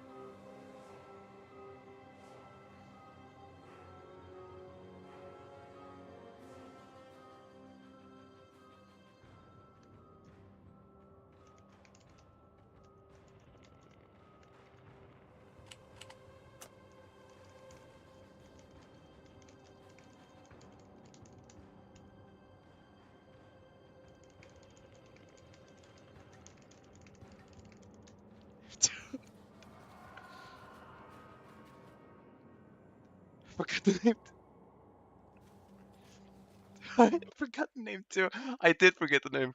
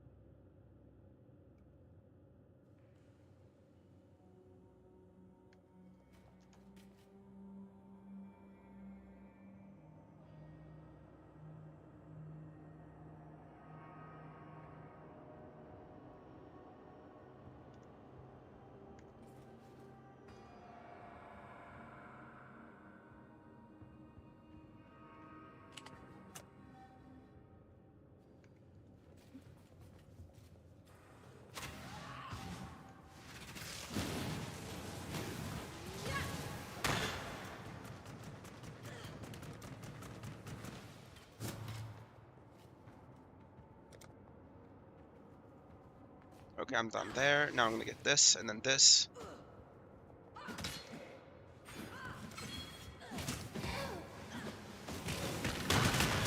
How does the chance work, by the way? Is it multiplicative? Is it additive? How does it work?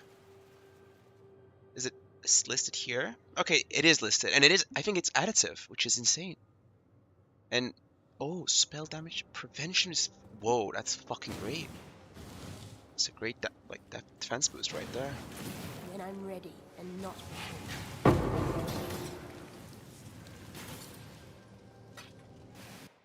Knocked out. Republican. I don't agree with them on. When Poole contracted COVID-19 in November that year, he told his audience that he had sought and taken ivermectin, known to be ineffective against the virus, along with monoclonal antibodies and effective treatment.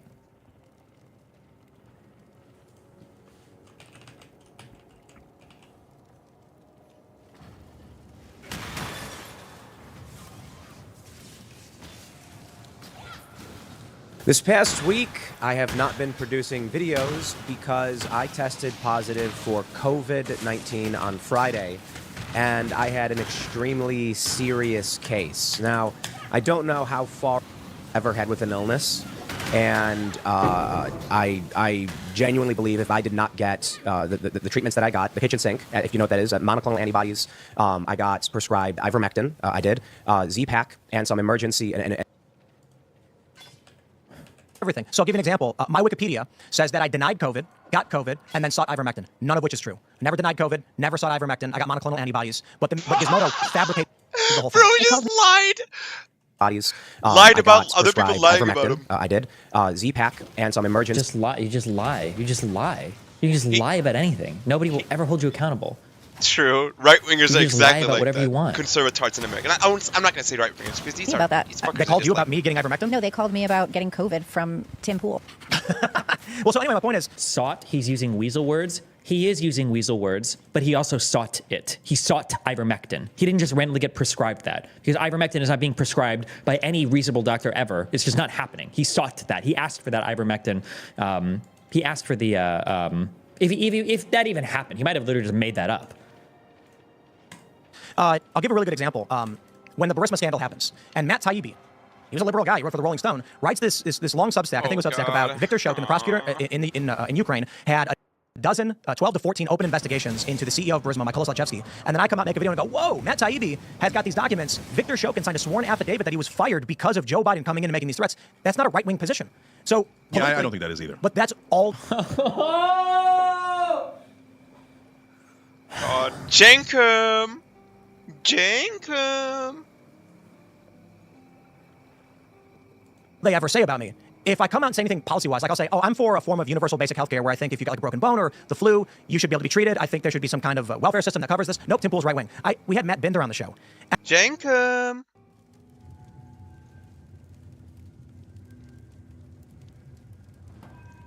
And I'm pro-choice and being like, I think there's a certain time. Yeah, Russia won. Game I'm here like women.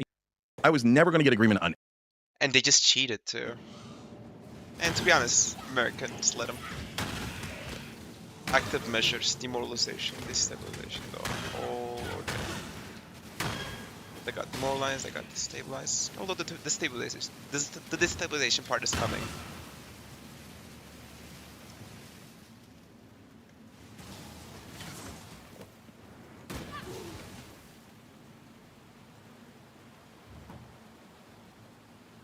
Where the fuck is my portal? Shit.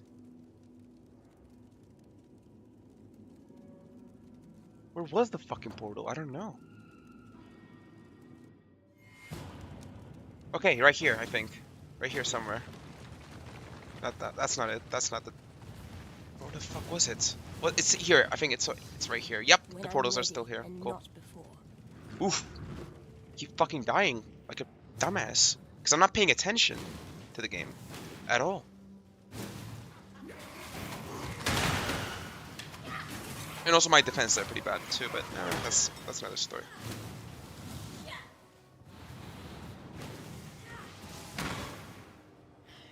Now I gotta backtrack all the way, but that's okay. Anything. And I was never going to get... Okay? But number two, if Trump goes out of bounds, wait, what does this guy say? I believe that some of the right-wing populists will be a check on him. We just saw it with his nomination for DEA. So this is a guy, I forgot his name. Do you remember his name? Was it Chris something? DEA, the Florida sheriff? Yeah, he resigned today. He resigned his nomination. Yeah. Trump nominated him for the head of DEA, and the MAGA base and some who aren't necessarily MAGA he said... was a COVID enforcer. I can't. No, I just can't. He's too... The beanie fucking retard. Like, I just can't listen to people just constantly fucking lie over and over again. He's fucking piece of shit Bezos. It's just fucking unbearable. That's it.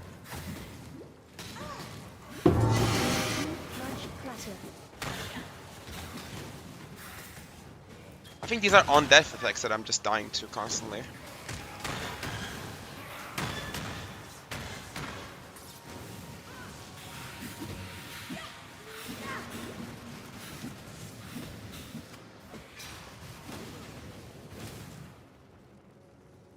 Sacrifice a unique item for another random unique item in the same item class. Oh. Well, that's fucking cool. But I don't have a fucking unique item, do I?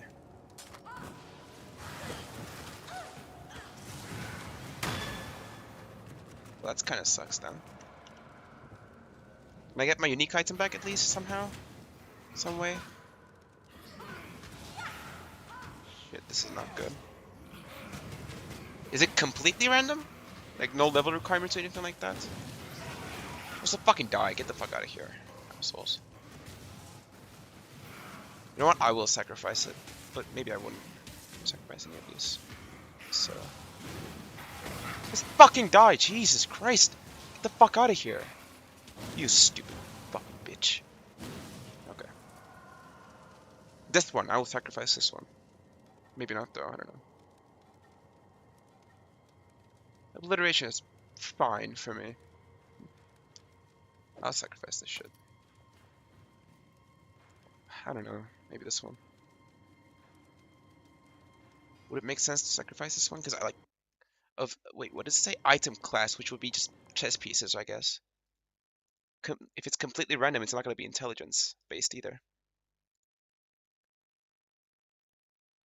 And I'll have to get, yeah, okay. Not a good idea, probably. Let me just check all the unique chess pieces.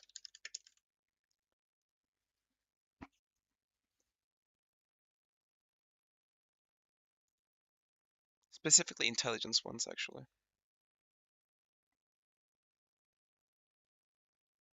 That's pretty cool.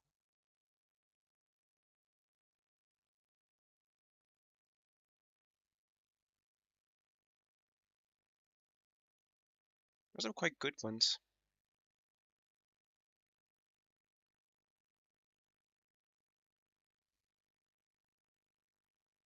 But they're very specific.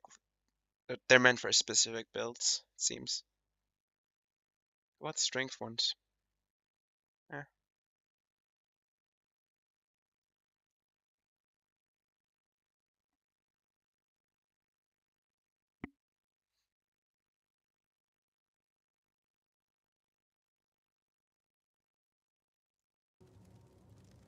What's the appeal for this thing? Oh, ignite duration, right. Yeah, it's pretty good for that. What's the gear used here?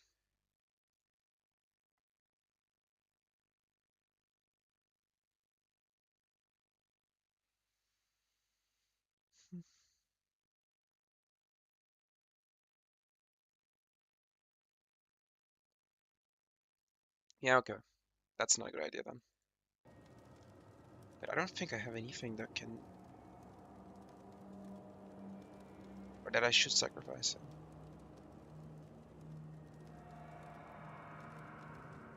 How about belts? Yeah, belts could make sense. Sure, there's like a better belt that I can use. Let me check.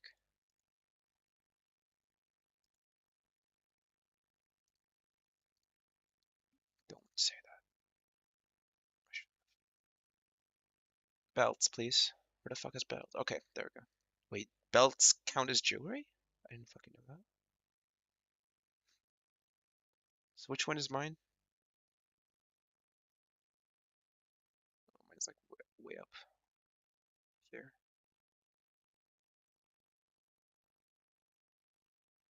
Yeah, right here, this one.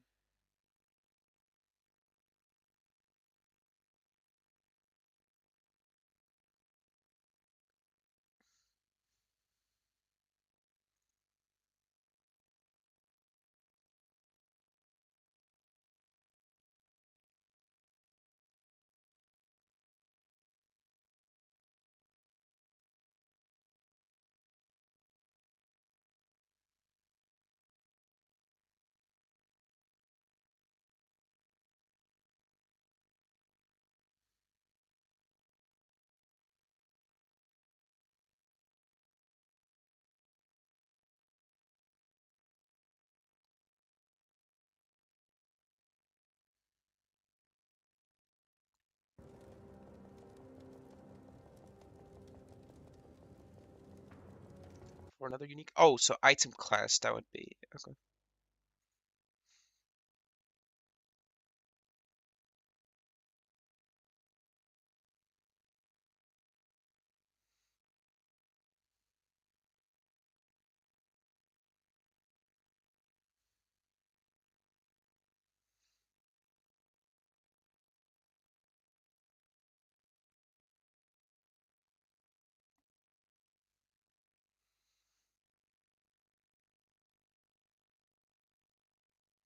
There's nothing that's like pretty good here.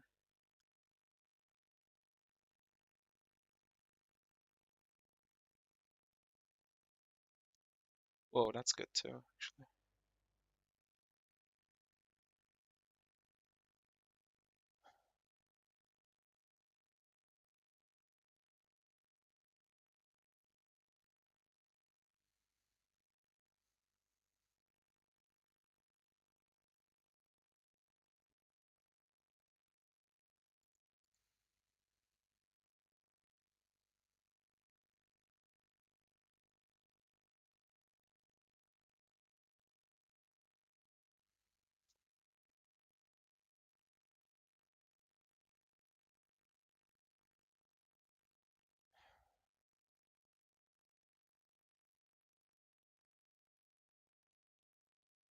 Some of these are just too high level for me as well.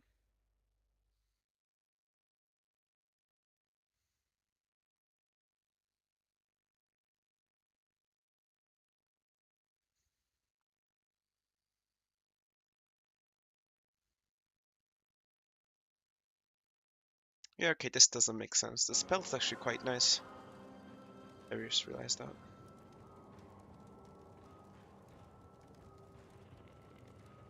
I'm thinking about like sacrificing this. I don't know. Doesn't seem like a good idea. Probably is not a good idea. Then what the fuck do I do? I can't TP back. It would be worth it. I know it was a portal as well. Why does it have to be like this? Why is there no chest nearby that I can use? It's kind of stupid.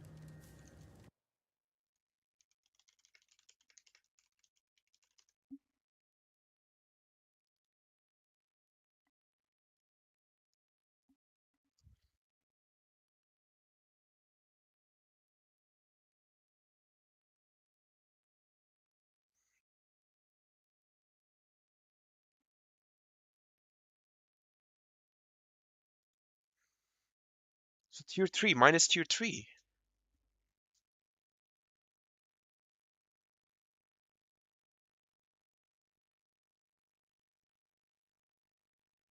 Near the same item level as a sacrificed item. Oh shit.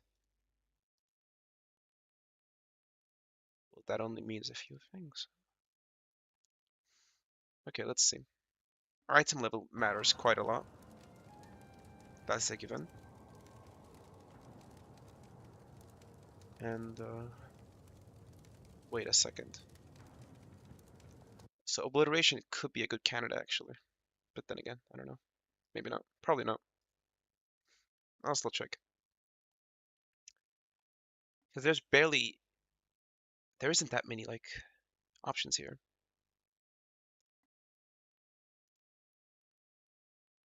This one's not a good one. And Moon Sorrow isn't that good either. Though, no, actually Moon Sorrow is nice too. Probably very expensive though, I would assume.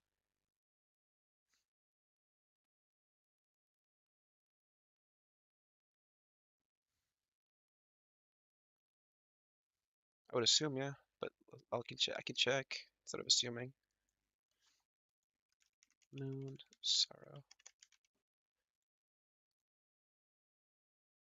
Oh, no, it's not that much more expensive actually. Then what the fuck do I do? None of this shit makes sense.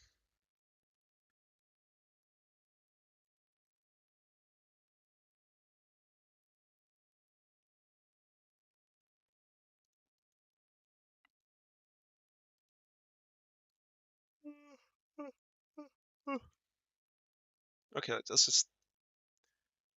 Okay. Level 18.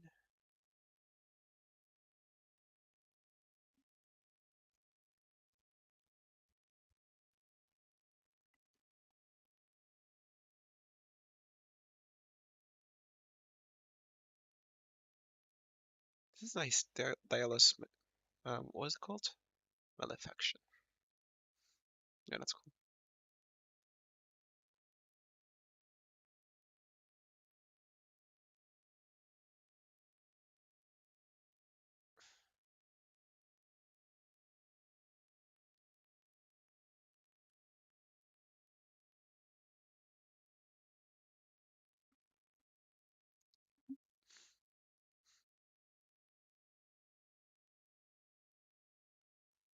Huh.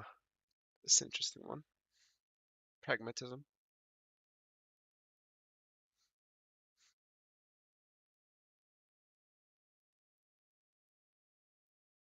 Okay. Armors are a no-go. Then what the fuck do I sacrifice? Because it seems like a good opportunity. In that case, yeah, it's just the belt or the ring. Let me just check the rings then. Level 20. I can get a replica Emerick right here, actually. Or, oh, wait a second. Emma break right. That's a good one. Barracks. There's lots of level 20 rings actually.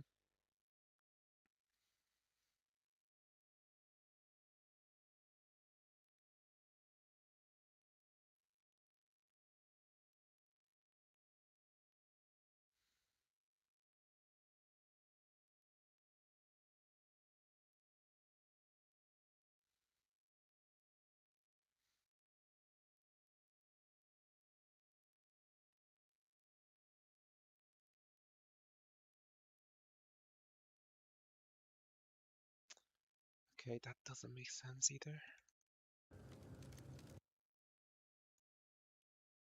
There'd be like 30%. I ended up calling up. You still listening to this dumbass, really? But I get it. Free content. Looking around, finding a private practice who I talked to them and told them how I was feeling, and they shared the concerns that I actually did too. So this is why I tell people talk to a doctor, because I had a bad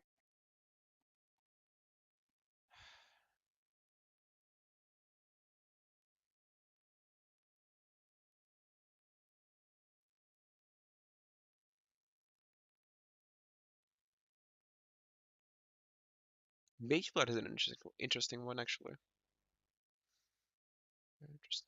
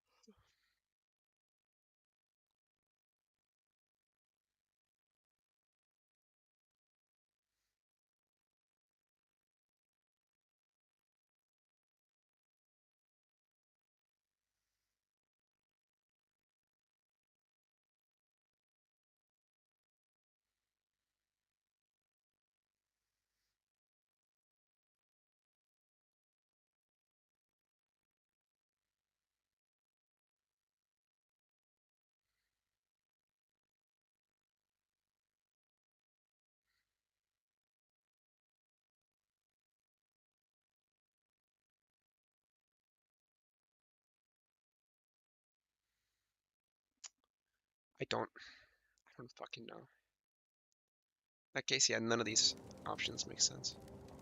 Except maybe for obliteration, which, no, that's not gonna happen.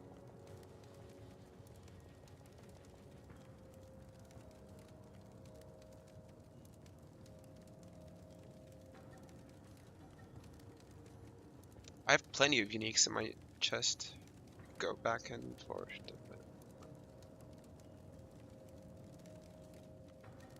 I have this thing though. Does flasks work here? I wonder. So I'm getting a fucking message. I don't know if I'm gonna. Oh shit. Okay. Wait, what? Oh god.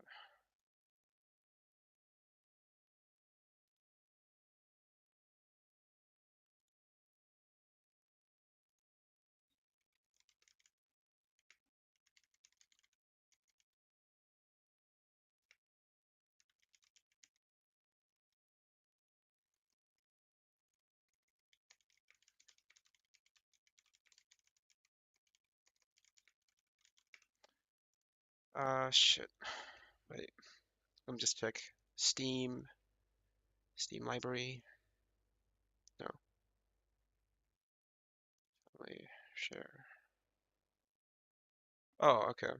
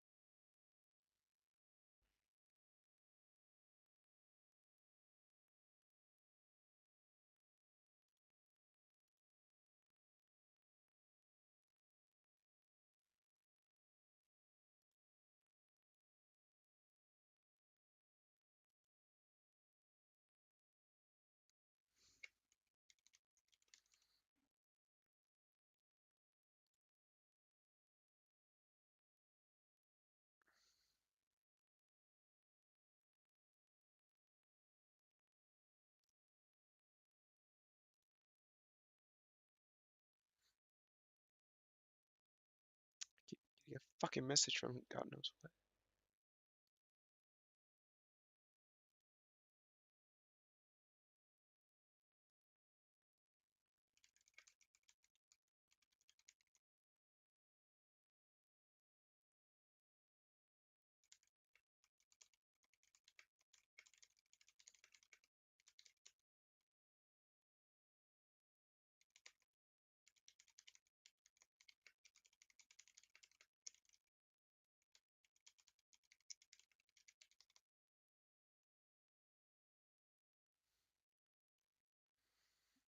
Okay, we'll just check Windows 11.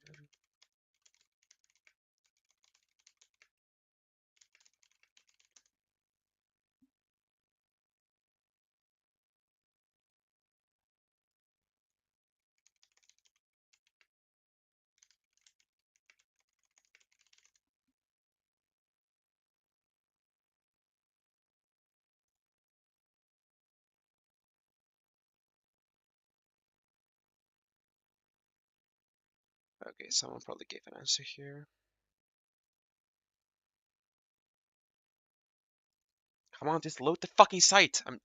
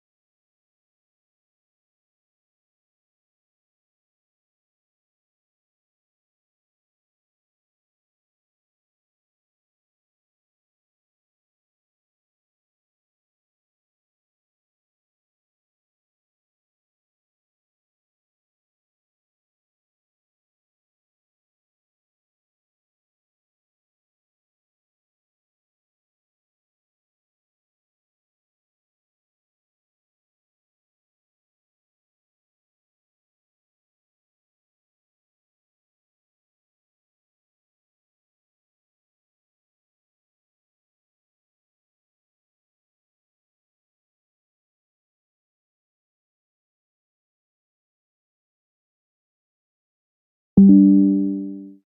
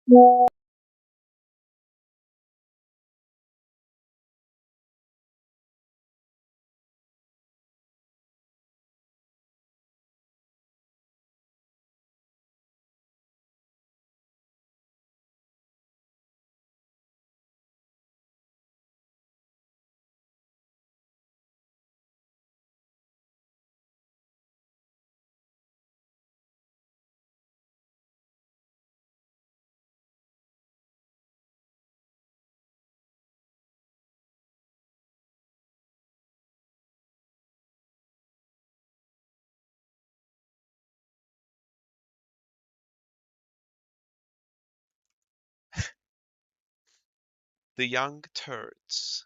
Got him. That's what Alex Jones used to call them. Fuck. That fucking dipshit.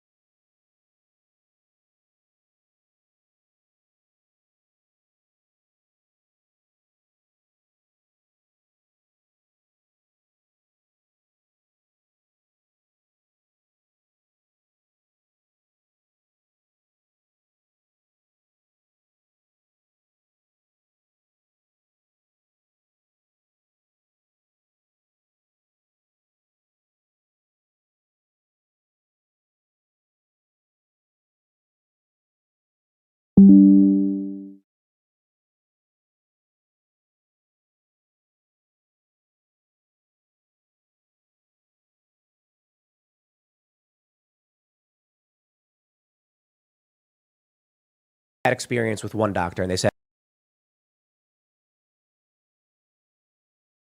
God, Ron DeSantis, thank you.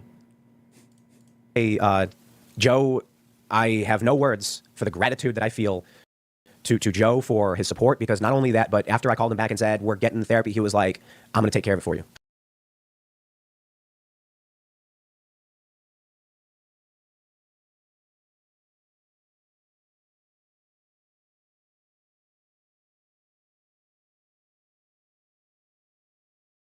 And I was just like, "You sure?" He's like, retirees go to live. Average age U.S. citizen per state.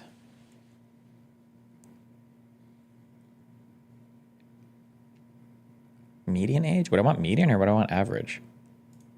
Oh, let's check median.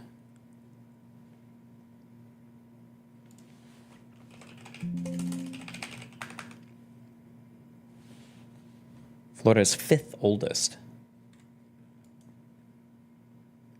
And had the 4, 5, 6, 7, 8, 9, 10th, 11th, 12th best fatality rate for COVID. Interesting. I wonder why. It's absolutely disgusting. You know, what the media did. We talked about it a lot on IRL. What the media said about him, what CNN, how they lied about it. Now, it was one thing, for sure, when I'm like, they're lying about Joe. Like, he went to a doctor. I experienced it firsthand. I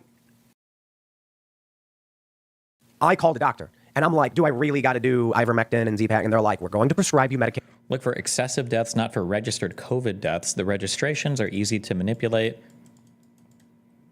Do you think only Florida would manipulate COVID deaths? I feel like you would need a whole bunch of different hospitals involved in that in order to have that. Oh, actually, hold on. Wait, was there? I thought I heard of, I feel like I'm remembering there was a news story for one person that did this one time. I don't know if this was like widespread though. I don't remember if this was manipulating it to be bigger or smaller. Florida, COVID, death. What am I thinking of?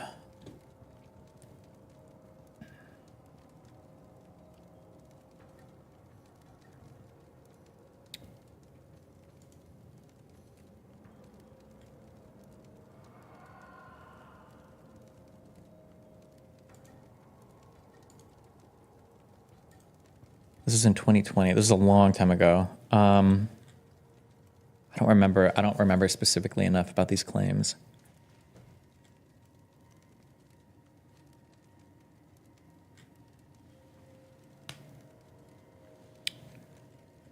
I guess you could, do we report excess deaths per state? Excess deaths per U.S. state.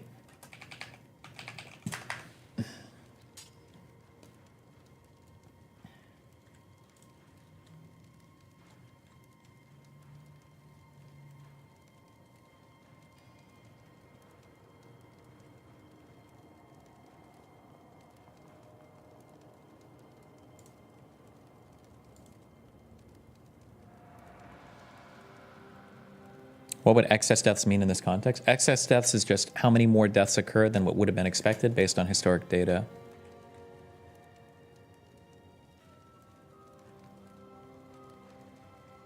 By week? Bruh. Weekly. Fuck you.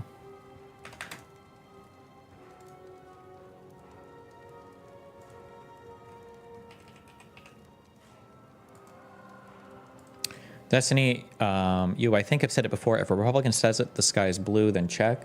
No. I was very specifically talking about Republican House committees in the federal government.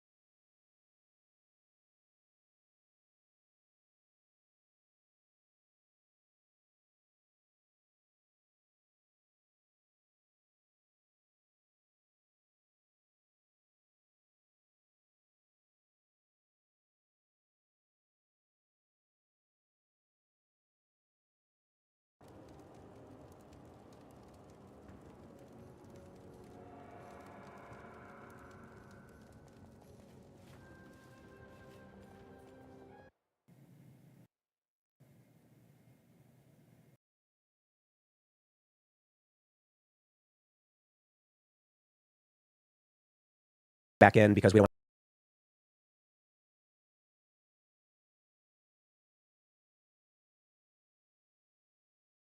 on and stuff like that. And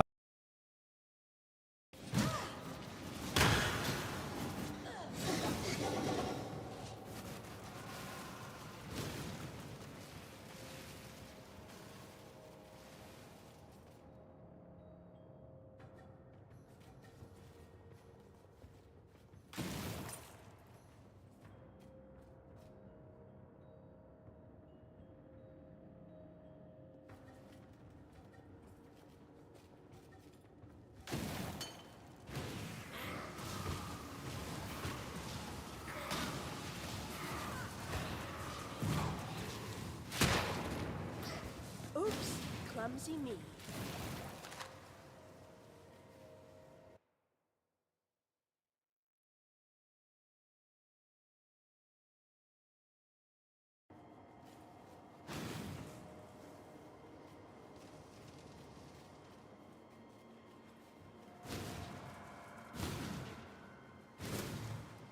When I'm ready and not before.